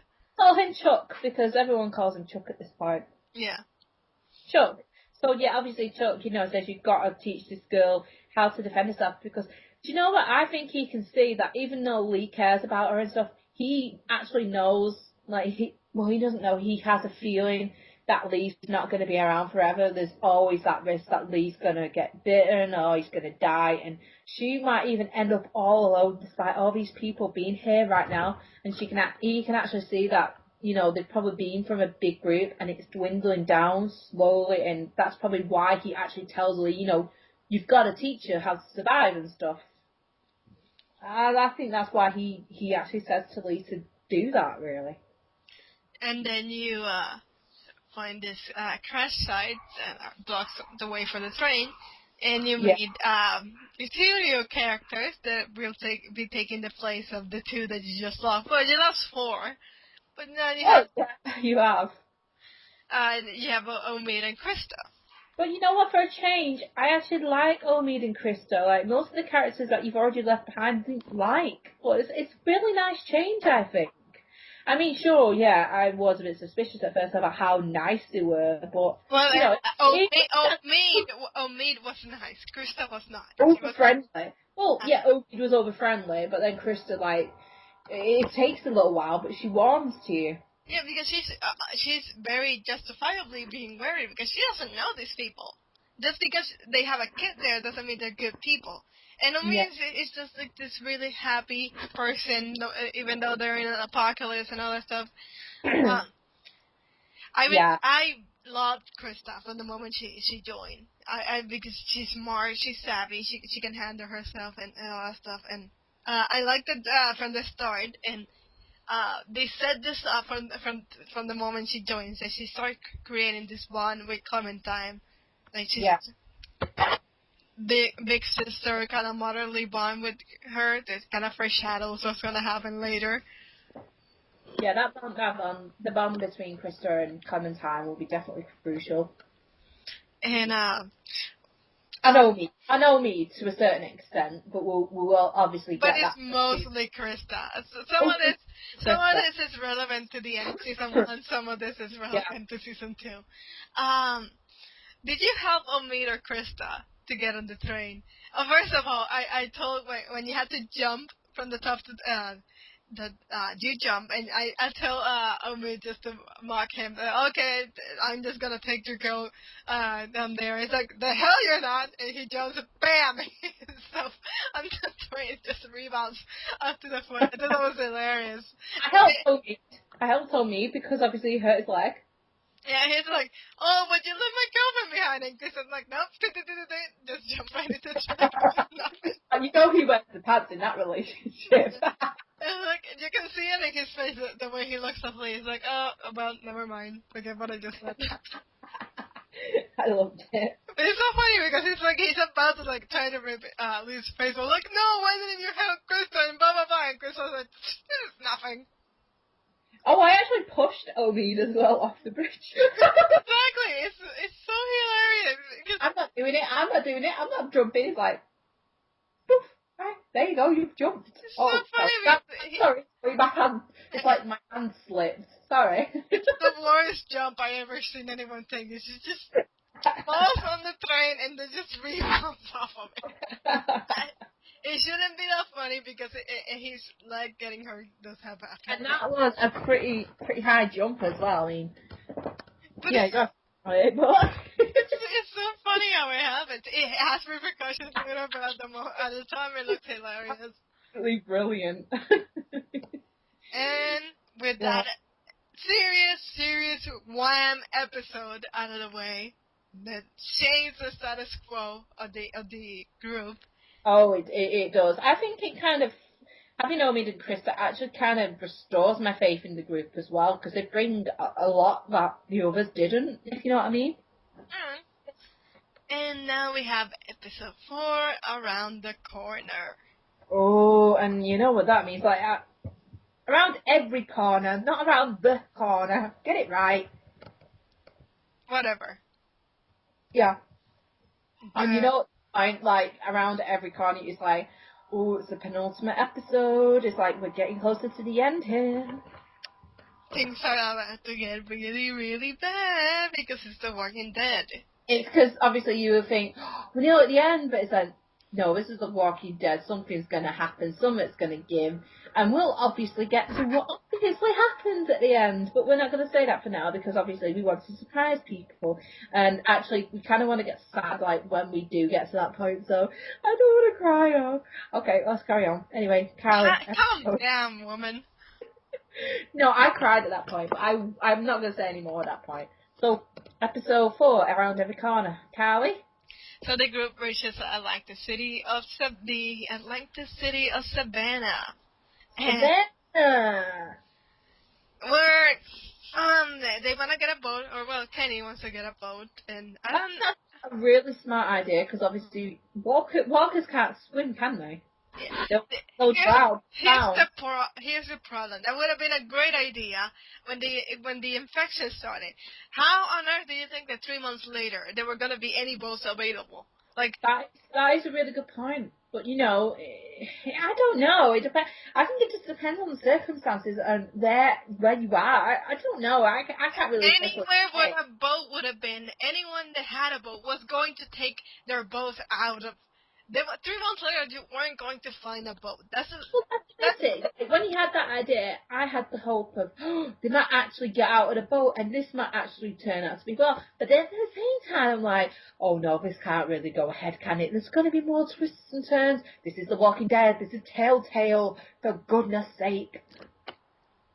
So, we forgot to mention that the previous episode ended with someone talking on the other side of the walkie-talkie. Oh, God, you know what? That was... Oh, my God, I was so scared when that happened. I'm just like... Wait, I thought to myself, wait, I actually remembered that Clementine said she lost her other walkie-talkie. Now the question is... I actually forgot about that until that point. I was like, oh, my God. It's like, who's on the other side? Is this person good? Is this person bad? And obviously, Clementine is obviously curious, and you forget about Clementine because how cute. She's clever, but you also forget sometimes that she is a child and she's curious about these kind of things, even in this kind of world. Yep. So that's an interesting play right there. She's the only kid now, so more focus on her. Once they get to Savannah, they get attacked by walkers, and Chuck goes out like. Oh come on! They've got to have a welcoming party, haven't they? But what I found really strange is that when they usually handle this stuff better, with Chuck he dies and Lee runs into his body when he's in the sewers, but he never gets mentioned ever again. Oh, I think Lee. I think they might already know, like even without Lee telling them. No, but he never gets mentioned again. It's so sad because I find that really admirable. Even though he has only known them for like a few hours, the fact that he's willing to go to those lengths is just absolutely amazing. But he's probably thinking, well, these people want to live. And he's thinking he's at that point where he doesn't really want to live. Well, we can't really say about that, can we? Because we don't really know that awful lot about Chuck. But I'd say, yeah, he's probably at that point where these people want to live. What do I really have to live for? They've probably got more reasons. And that's probably why he decided to do that and told them to go without any, hesitation. Maybe. It's something to speculate on. Yeah, something to speculate on. This is where Omi's injury, however hilarious was in the previous episode, has repercussions on this episode because now they had to find him a place where he can rest. Then they met them for him. It's this place where I'd start nearly tearing up here because of some of the things that we actually discover in this place. But when they're in town, they have an incident where they hear the bells and someone. Oh, sugar, yeah. Yeah, we're going to hate that person later. Really? And we'll hate them for now, and then we'll love them later for what we find out. Because they make it seem like, oh, this is the person from the other side of walkie-talkie that's just playing minds with you, but that's not the case. The person that didn't actually know there were people there. Yeah. So they obviously get to the house, and oh god, when they found out there's a flap. A dog flap, but they actually need the collar or a dog to actually go there, to actually get in, and it's like, I imagine because you had pets that was really difficult for you. Oh, that was. I'm a huge animal, especially dog lover, and then just to bury that off, I was just like, oh, I was just I was really upsetting for me because like, it wasn't even that much long after we actually played the game that my own dog died, so it was very hard for me actually, and it was even harder when my own dog died. So it's still kind of upsetting now, like both events, but it's just something that you have to do in the actual game to actually, obviously progress forward. I mean, Telltale plus animals, which we will get to the point in season 2, we will discover in the first episode. I won't say much more. Telltale and animals don't go together. Something bad will always happen to animals, and it will fucking rip our animal loving heart out. And I can hear your animal loving heart. I don't have an animal loving heart. No, I was gonna say, but I can hear something on your side. I'm just like, that doesn't make it any better. What did get to me was once they were inside and in the attic, there was the poor little kid that died from starvation. Oh, the kid just looks so much like Duck. I didn't believe it, and then when Kenny was just frozen, and I was like, why are you frozen? And there's the kid walker, and it's like, and he looks like Duck, and I'm just like, oh no. But I did let Kenny shoot the walker because I think it was something that he had to do himself. What did you do? Did you let him shoot the walker, Kenny? I did. It was just, I think it's just one of those things he just had to leave him alone to do. Yep. Because, he couldn't shoot his own kid, but maybe he felt he owed it to himself to actually kill someone else's kid, because that kid had been through worse than Doc. He was starved to death, and then he had to suffer that fate as a walker for 2 weeks to even really move as a walker. So, yeah, maybe he just owed it himself just to make up for the fact that, he couldn't shoot his own kid, and that he could relieve someone else's kid of the pain that they were feeling. Yep. Then, Interesting twist. Then Kenny and Lee go out to the harbor to see if they can find a boat. Obviously, there's nothing. They are the only boat. Forgetting they actually bury the kid with the dog. Yeah. And I actually find that absolutely heartwarming, despite how horrible. It's really bittersweet, really. I find that scene very moving. Then when they go to the harbor, the only boat that's there doesn't work, and then you meet Molly, who I really think. Oh, I like Molly. I love Molly. Even though we find out she's the one responsible for ringing the bells. But she didn't know there were people there. And not for the group. I actually like her. I love her. Love her. I want her to come back in season 2. I really love her to come back. It's so hilarious because her parkour skills seem completely out of place in The Walking Dead. Like she missed an audition for Assassin's Creed or Uncharted. Well, I'm not the only one who thought that about Assassin's Creed. Or Uncharted, and she's because it's this amazing parkour ability. She's like Evelyn from Assassin's Creed Liberation, and I'll say Chloe Fraser from Uncharted. She's something I call it, like Chloe. Yeah, but she's them two mashed together. Obviously, you don't get on with the right foot with her, but eventually, she helps only if she can get a ride in the boat and stuff like that. And you need to go to a place that she really doesn't want to go back to. Don't forget though, Lee actually, she gets everybody up on the top of the building. Well, towards the top of the building, but obviously he doesn't get there, so he actually has to go through the sewers. Oh, I found that quite creepy. I did find it interesting that even though she didn't trust him, she still gave him her weapon. So what's better? Yeah. You know what? I love that.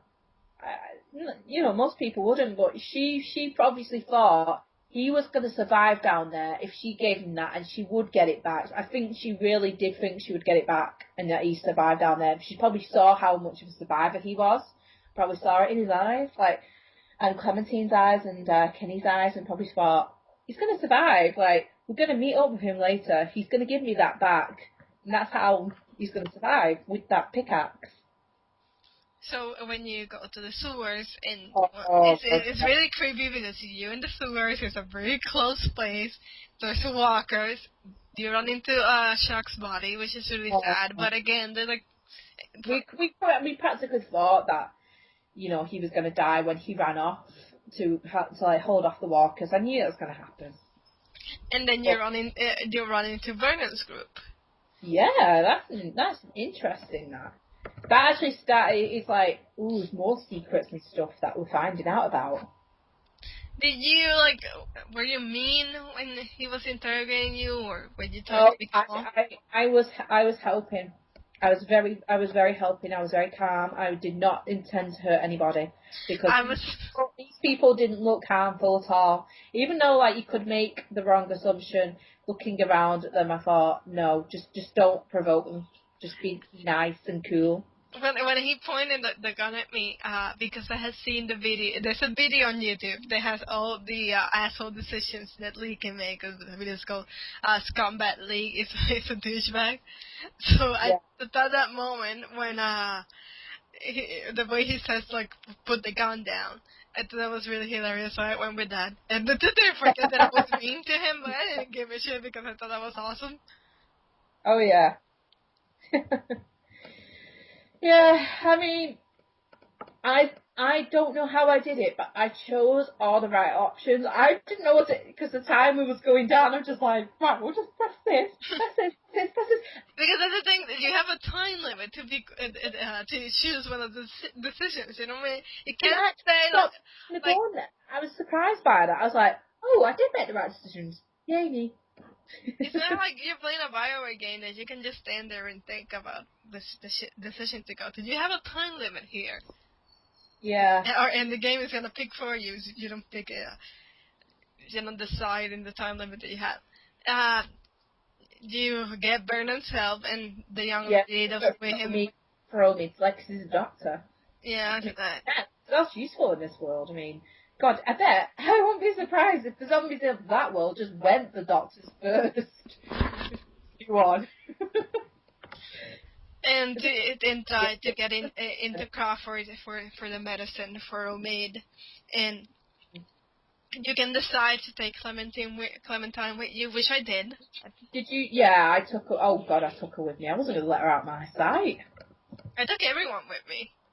Oh, yeah. At some point, Ben finally confesses what he did. And Lee and myself really wanted to just beat the shit out of him.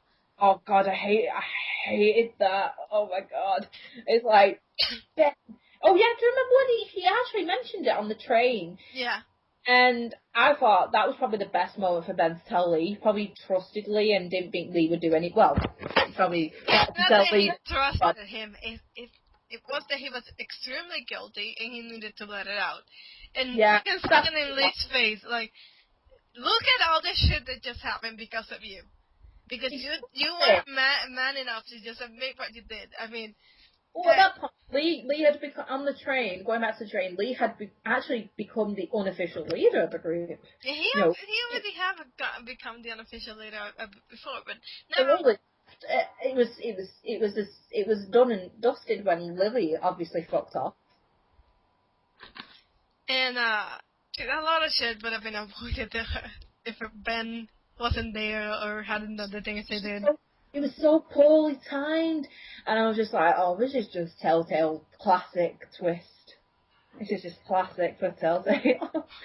And I cannot blame Kenny for being the way he was, because he was so pissed off with everything. Because, you know, even though, Ben was indirectly involved with their deaths, with Duck and Katja. But, you know, Ben couldn't have caused that, but it's just the events that he did that indirectly caused them. Do you know what I mean? Yeah. Yeah, but he couldn't have predicted. I don't think anyone could have predicted what had happened as a result of Ben's treachery. Then, when they decided to go to Crawford, you take Carlie, you take Vernon, you took the Lady Bri. Did you take them there? I took everyone. I left Omid alone. Okay. Obviously, Omid can't come because his leg is recovering. Yeah. And then once you're in Crawford, you find out what kind of place that really was. Yeah. Oh, Crawford, God. It was obvious, like, when you first find out, when you eventually find out what kind of place it is, you obviously knew what happened to it if it was all dead quiet and stuff. I mean, you see the walkers, like, when you first come in, you knew eventually at the end, you knew you knew what happened at the end. They were so obsessed with finding this, this utopia in this world that someone was eventually going to fuck it up. Whether directly or indirectly, it was going to happen. And it happened, starting with the asshole doctor. There was how it started. Mm-hmm. There was a change in medicine with Molly for sex.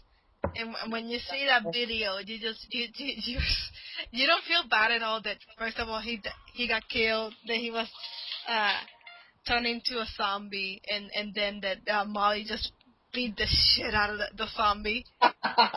Yeah. No. So once you're in Crawford, then you see that video when you see what happened with Molly. It's just you just don't feel bad at all for that doctor dying. Then when you finally I don't know, I don't either. When you finally get the medicine, that you had to flee because the walkers are pushing through. You had the first chance out, and Ben. There's always something with those walkers. I swear to God. Ben, foolishly and stupidly in that position, reveals what happened to Kenny, which is the worst time possible for him to be doing that. And oh God, yeah, it's like not now, guys. We've got to get out of here. Yeah, and you have to decide what to do with him and stuff like that. And if you had Clementine there, Chris at first is like, when Clementine says something, she's like, "Oh, well, okay, I'm abstaining from voting." Because Clementine likes Ben, and that's one of the things with Clementine, that when she says she likes Ben, you don't really want to leave him behind, even though you hate him because you don't want to make Clementine feel bad. What did you do at the top of the tower? Did you actually save him, or did you just let him die? I saved him. I still didn't think he deserved to die in that way, so I saved him. The first time I did. The second time, I kind of let him die. But only for the sake of the story, just to see how it would go. And to be honest, letting him die, it doesn't really impact the story that much in terms of escaping only. Obviously, it does impact the story, like when you actually, when he's not there, because there's no dialogue from him, because he's not even alive in that universe. In the alternate universe, the universe I hope most people who have played it will have saved him and given pity, because, come on, let's face it, Ben is the actual epitome of, like, humans making really bad mistakes and actually really feeling bad about it. He's a kid. He's still a kid. He's still a kid. He's not that much older than Clementine. What is he? Is he at college? No, he's a teenager. He's a teenager. He's not really that much. Okay, let's say he's about 4 or 5 years older than Clementine if he's a teenager, because he looks about 15, 16. No, he's got to be like 17. Yeah, I was going to say 17 at a push. So maybe about 6, 7 years older, because Clementine is about, what is she? She's between 10 and 11 at that point? 8 to 10. 8 to 10. Yeah, because I don't know if we really ever get our age. But moving on, it's like he's the best example of, people making mistakes and actually genuinely want to make up for it. People can make bad calls after all. It happens. It's only part of human nature. Like, we all can't be perfect, like Lee and Clementine, and we're all flawed at the end of the day. And I like that about Ben. He's flawed. But, he's genuine at the same time.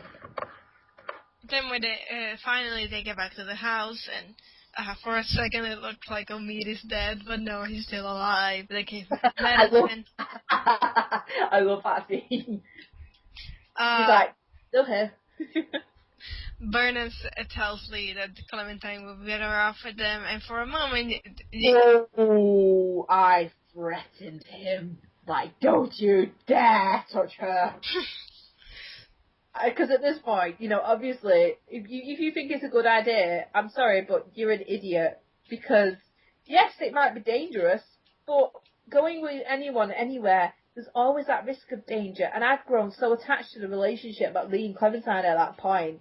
I'm not ready to let her go and stay with Vernon. I mean, Pinette, some of them could get cancer again and die. Yeah.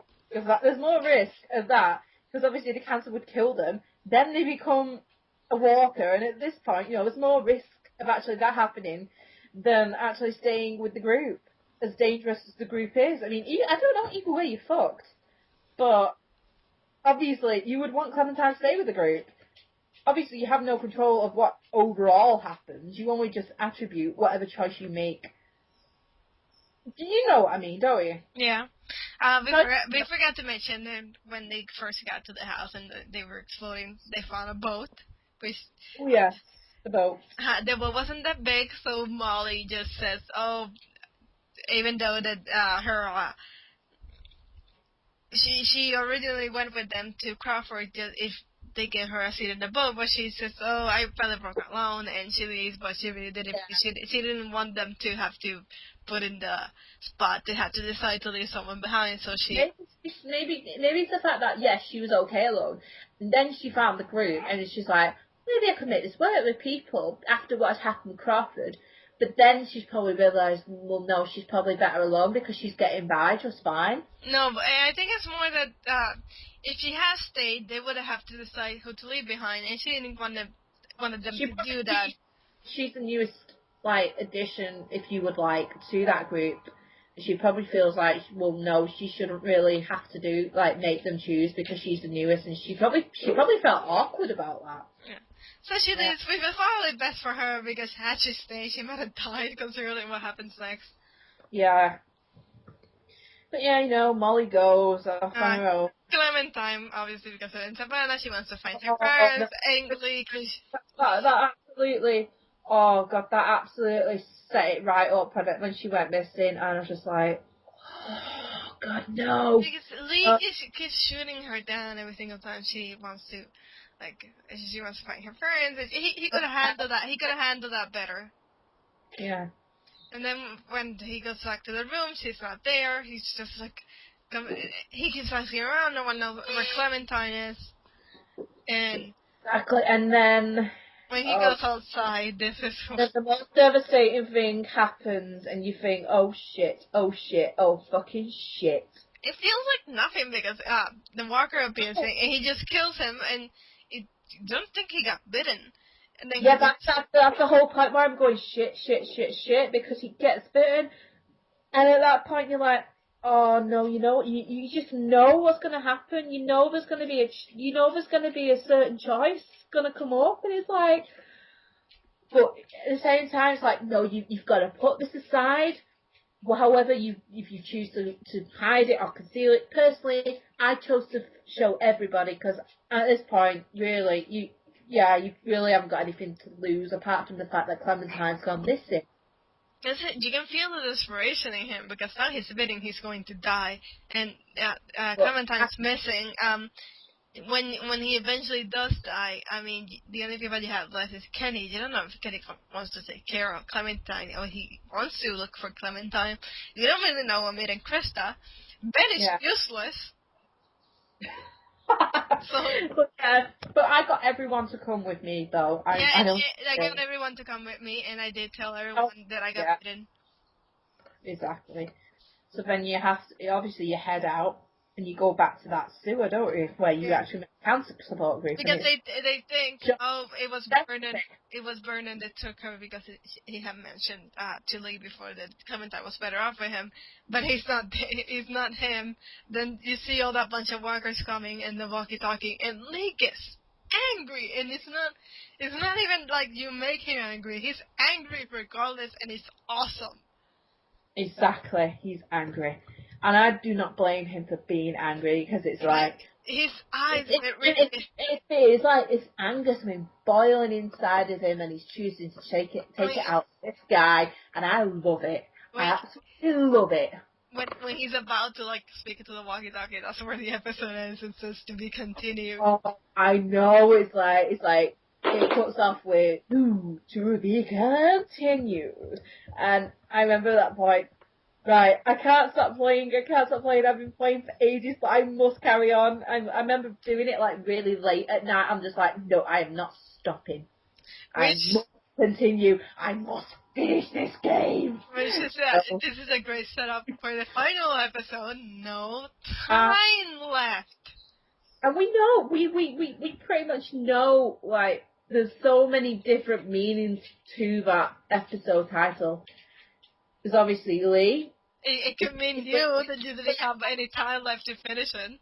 It's a countdown to finding Clementine. It's a countdown for all of them, for all of the group. Because you know what's going to happen. You just know.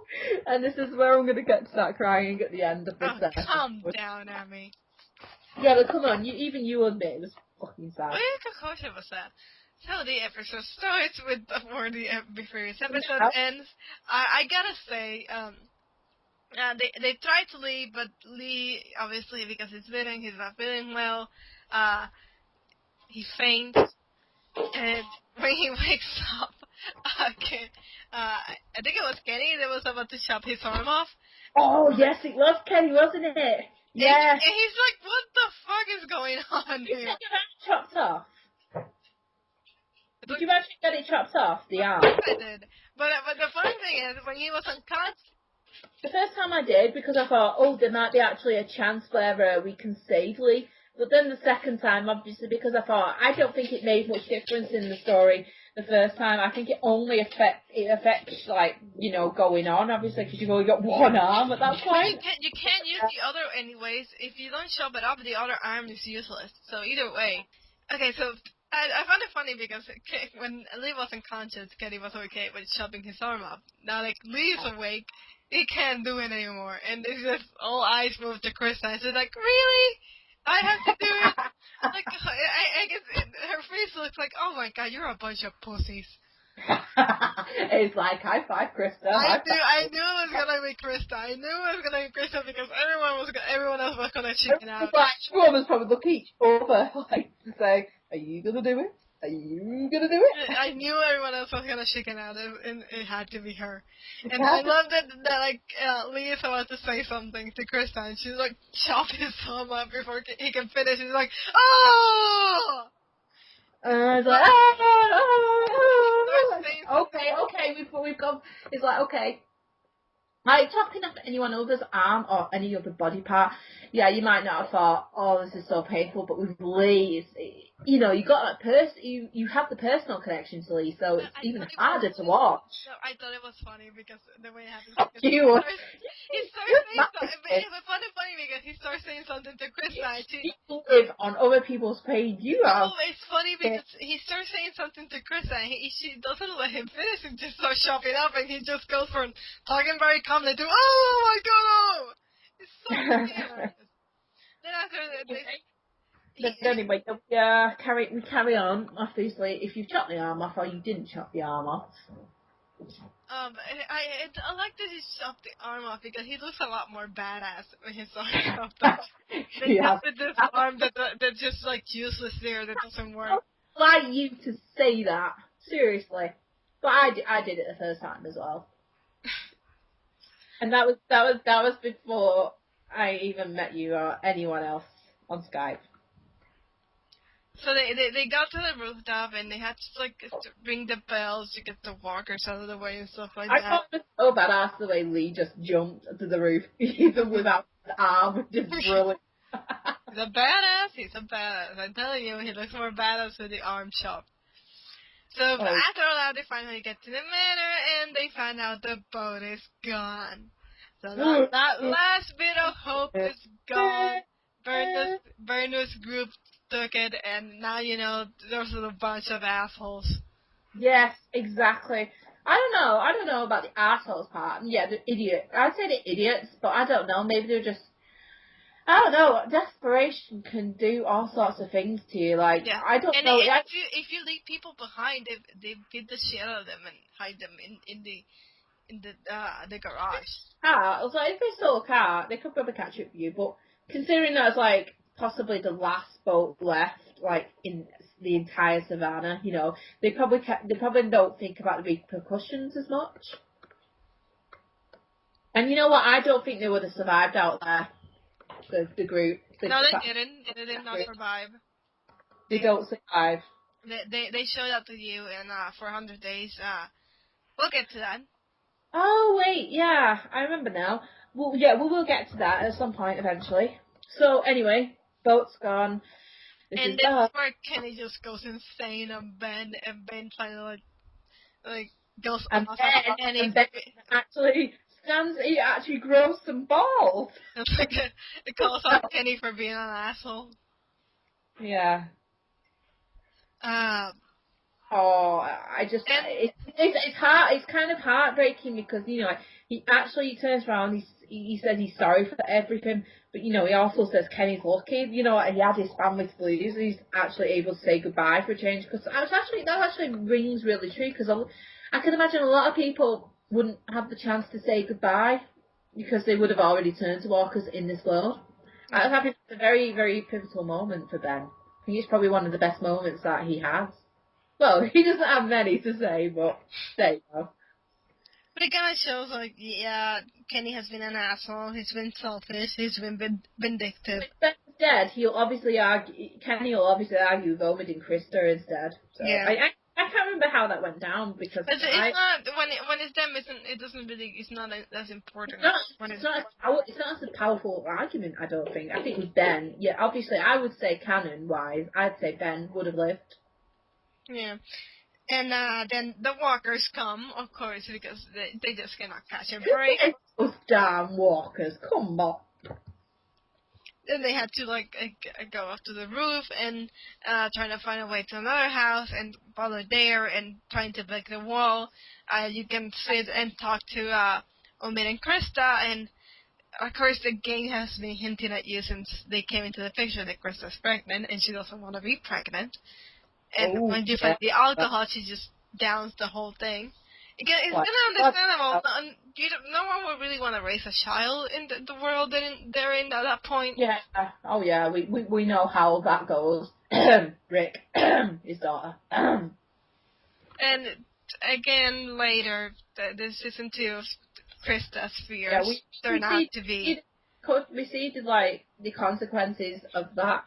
We obviously see what happens. Then they finally, Kenny has a conversation with Lee and Omid and Krista, and depending what kind of relationship you have with him, he says, oh, we were cool, or we had our issues, blah, blah, blah. But, at that point, it doesn't really matter anymore. They finally break the wall, and they go into this room from the other house where a couple killed themselves. Oh, that was actually, as sad as it really sounds, I think that was actually beautiful. And if you can see it, the way Omid and Krista just look at it. They just look at you and they're just holding hands. I reckon if that ever happened to them, if they were both bitten or one's bit. Well, I don't know actually. I think they were. Let's just say if they were both bitten, I think they would actually do the same thing. They would probably do what the couple did if they were both bitten. Anyways. So they try to jump from the balcony of that house, which is not very stable, through the ceiling of another building, and everything goes fine until Ben. Oh dear. And Ben falls, gets impaled, and now Dudley and Kenny had to decide what they're gonna do. That is such a sad moment, but I think Kenny going after him is even more beautiful. Yeah, and it's sad. It's sad because this is Ben gonna redeem himself in this episode. Yeah, I thought about redemption. He does redeem himself, yeah. And this is where he dies, and he's left with the prospect of getting eaten alive. And Kenny, he also grew in this episode, like you said. This is kind of a beautiful moment that he just stays there with him, uses his last bullet on Ben. Potentially, beautiful moment for the two of them, especially Ben, because he feels like at this point what he just being impaled on that he's finally redeemed himself. It's he's like, yeah, he may look like he realises he's impaled by the railing, but, you know, it's like, yeah, he's ready to die. Do you know what I mean? He just kind of accepts it, doesn't he? Yeah. And the fact that Kenny goes down, oh God, you know what? Because like they were bickering not long ago, and now he's gone down there to be with him, to give him his last bullet to stop him coming back. And you think at the time that Kenny was probably going to die, although that, as we find out, that wasn't exactly the case. What happened to Kenny? But I do remember, like, it was a lot of discussion about what happened to Kenny. I remember going on the forums and the Walking Dead forums. There was so much discussion about that, and I always wondered what's happened to him. I thought, I hope we do see that in season 2. And we do see what happens in season 2. But again, this is not a podcast about season 2, so... Season 1 podcast. I have no idea how he managed to get out of there, but whatever. We'll hint that we know what happens, but we will leave that till a later date. But yes, obviously at this point, his fate's unknown. But, you know, yeah. He tells Lee to leave, and he kills Ben, so he doesn't get eaten alive. And for all intents and purposes at the time, Kenny died too. He had a heroic sacrifice. And now you have your what used to be a rather big group is now down to 3. Yeah. And now it goes to... I find it very ironic, like, these are the last 2 people that you're actually with before you actually reach your destination, and they're actually if we're barring, like, Molly, because Molly was never a permanent addition, it seems like Omid and Krista were more permanent additions than Molly or Chuck, or you can't. I think I kind of felt that from meeting them, that they would be permanent additions. Yeah, Chuck and Molly were like temporary. It's them 2 that you actually spend the last moments as a group, because obviously I'd say a group is at least 3 people. I would say it's at least 3 people, because obviously 2 people. Well, it's only 2 people, isn't it? But I find it wonderful. It's them 2, because we actually don't really. We only see them in episode 4 and 5, if I'm right. Episode 3, 4, and 5. I just thought to myself, I'm sure it was episode 3 with the train. Yeah, I find it really nice it's them, because we really spent, of everyone in the group, we really know them the least, and I think it's lovely that we actually get to spend the last moments with them before eventually Lee's on his own getting to Clementine.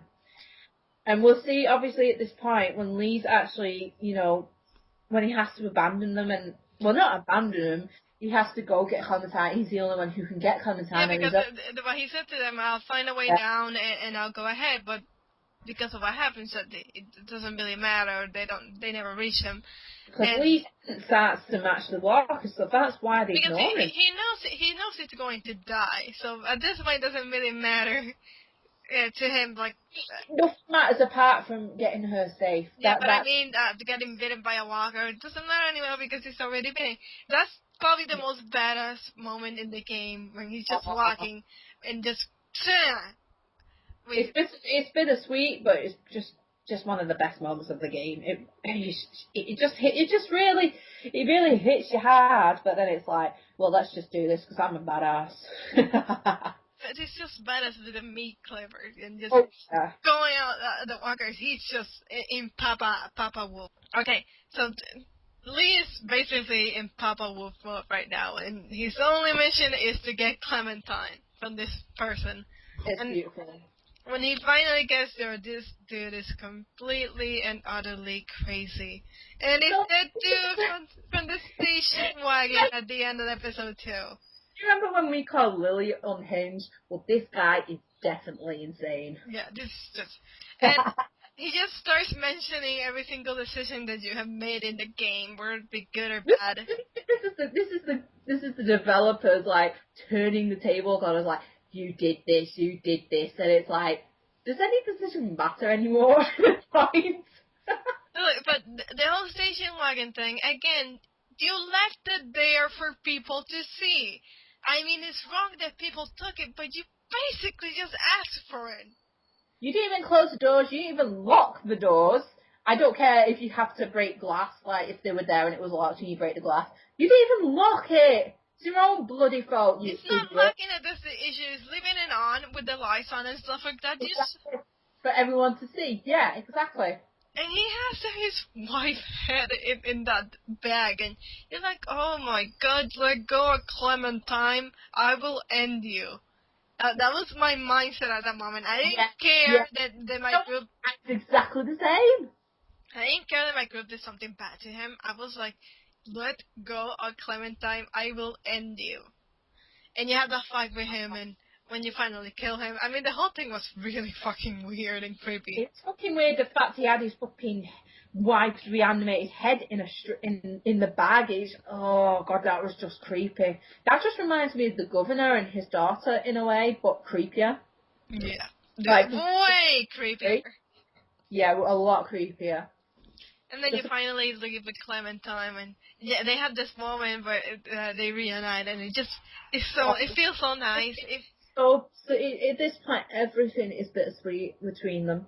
Yeah. Right to the end. And now that part, that player punch part, then you have to make the biggest decision. Once you obviously got through, because like Clementine has to wear blood, doesn't she, and guts, and I feel so sorry for her at that point. It's just, I voted it as the third the third best scene in video games in 2012, because it's just, first of all, after all that happened, all the relationship, the beautiful relationship that they form, and Clementine, and going in the things he did to save her, a kid that he didn't know a few months ago. And he's just a fantastic character. And now, for everything, he's going to die. And you're left with a decision to either have a kid, the kid that he's been forming this bond with, this particular, like, she sees himself like his adopted father, and that's like his adopted daughter. And the option is having that kid kill him, or just leaving him to die to turn into a walker. It's also the fact that scene where they're walking through the walkers, and Clementine almost notices straight when she sees her parents. I mean, this is that's the loss of her innocence, right? That's when she actually kind of has to accept reality. I mean, I know the girl is a video game character, but I just felt like giving her this hug, big hug. She's real though. She is so real, and I just wanted to give her a big hug and say, it's gonna be alright, it's gonna be alright, even though she's about to lose Lee, who's a replacement, well, not a replacement, just like a foster father figure. And it's just one gut punch after the other there. Moment where like they actually get somewhere safe, and he's actually 2 weeks to go on, and he tells her what to do. It's like, oh god, it's like he's handing the baton to her, because obviously it was later revealed that Clementine was going to be the protagonist. So even before that was revealed, we kind of knew he was handing the keys over to her. You're like, this it's up to you now. Do you know what I mean? To live your life. And just remember everything that I taught you, and I just, oh god, I was starting to break down at that point. It's so beautiful, and he starts telling her what to do, like what to do to survive and all that stuff, and she's trying to be strong, and she's so wise, and that scene could have been a lot different, but you know what? It's kudos to Telltale, because they fucking ripped my heart out that day. And when you're finally left with the decision, and Lee's just there, and I know having her kill him is bad, but after all of it, it would be horribly wrong to just leave him there to turn into a walker. And he deserved to die peacefully. He really did. He did not deserve. He doesn't deserve to come back. It doesn't matter what he's done in the past. You've fallen in love with him at this point, and now it's his turn to bite the dust. It's just like you can't do that to him. He can't. He does deserve to die peacefully. It's just, it's just so emotional. And then Clementine, and the other thing is Clementine has to learn to do these things, because this is probably gonna happen again to her, that she's gonna have to kill someone that she cares about. What were the last words that you had Lee say to her? I don't remember, but at that point I just so like. I'll tell you what I actually told what I got Lee to say. I got him to say to keep the hair short. Yeah, I did that. I told her to don't stay in one place for long. I think she'll pretty much know, like, yeah, he'll miss her because it was obviously in his eyes. There was really no need. There's no need for him to say it because obviously at this point she would know. But to keep the hair short, it's like that's almost as if a message to say that, and as well as that, it's the fact that you're gonna live, you are gonna live, and you are gonna make it. You're not gonna make the same mistakes that that everyone that you've seen make. You're gonna get through it. And you're going to survive, and you're going to grow up, and it's like, oh god, there's so many meanings to that keep your hair short. And then when you just feel for her when she pulls the gun up and she's trembling, and when you finally hear the shot, you just it gets to you so much because you have completely fallen in love with these people throughout this 5 episodes, and then she's walking alone and completely alone, and I'm like, oh my. You still want to give her a hug at this point, and you kind of like, you want to give her a hug, but then it's like, oh, you wonder what's going to happen, but then you're kind of distracted, like, by the pain of Lee's death. It's like, you don't care what's going to happen until you stop and look at what you see. And then she sees this, like, silhouettes in the background that you don't really know who it was, but we all really assumed that it was Omid and Krista, and yes, it was Omid and Krista, thankfully, because if it was another bad thing for Clementine, I mean... Advice, I had Clee and tell Omid and Krista that he wanted them to look after her, and then I actually told Clementine to actually go find them as well, because I thought, well, we don't know what happened to Kenny, don't want us to find another group. By this point, you think, well, Omin and Krista have got to be out there, and you've got to find them. Which is brings up again what I said in episode 3, that at the point that Krista and Omid joined the group, Krista and Clementine quickly formed this bond. And Omid was actually pretty happy to see a kid. I mean, Yeah, that foreshadows that they're going to be the ones taking care of her. Because I knew it was them, because when the shadows stop, walkers wouldn't stop like that. Yeah. They'd be so sort of shuffling their shoulders and moving, and if they saw someone in the distance, they'd be probably trying to get towards them straight away, because, that's what they do. They want to get flesh. That's all they want to do for the rest of their undead lives. But whereas as humans, they would stop and have a look for a moment before making an action. But it's just so quickly set up at the moment they join the group that they quickly both bond with Clementine, that it just foreshadows that they're going to be the ones taking care of her after everything. It kind of does. You don't realise it at the time, but then it clicks, at the end, it's like, well, actually, it has to be them. I don't think there was any other option in your mind. I mean, who travels around in a two other than them two at that point? And it was fantastic. It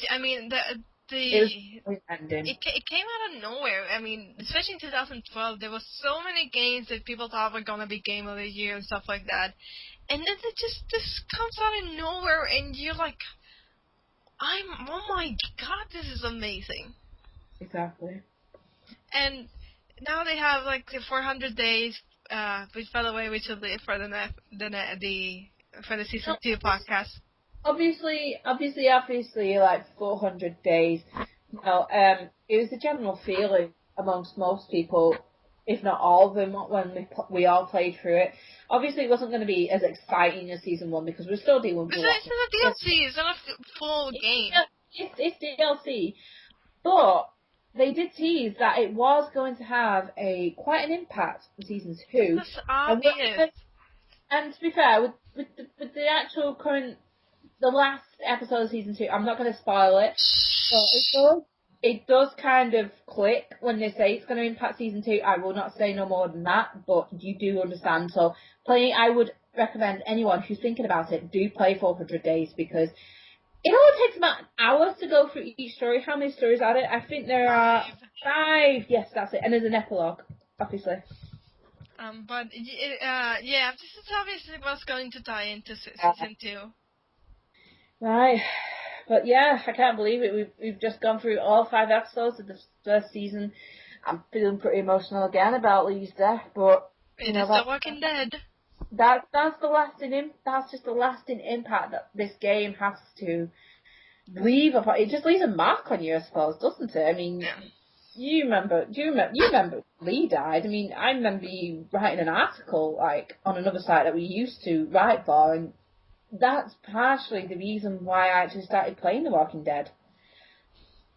I actually saw that, I actually played it, I actually completely immersed myself in the game, and I forgot that Lee died, and then I remembered when it actually happened, so, you know, if anyone here is actually listening to this, and I don't care the fact that you actually have heard the spoilers, because, let's face it, that's your fault for actually hearing it, but if you are thinking about it, to play it, despite everything that you've heard, I honestly would highly recommend it. Get it for PlayStation 3, Xbox 360, PlayStation Vita, PC, whatever format you decide to get it on. Just get it, please, because this game affects more than... This game has affected me more than any other game I've ever played, and I have nothing but praise for it. It cannot do any wrong. Wouldn't you agree, Carlie? Yeah, it's been amazing what Telltale has managed to do with The Walking Dead. It still amazes now, even now in season 2. It's continuing. The quality is right up there.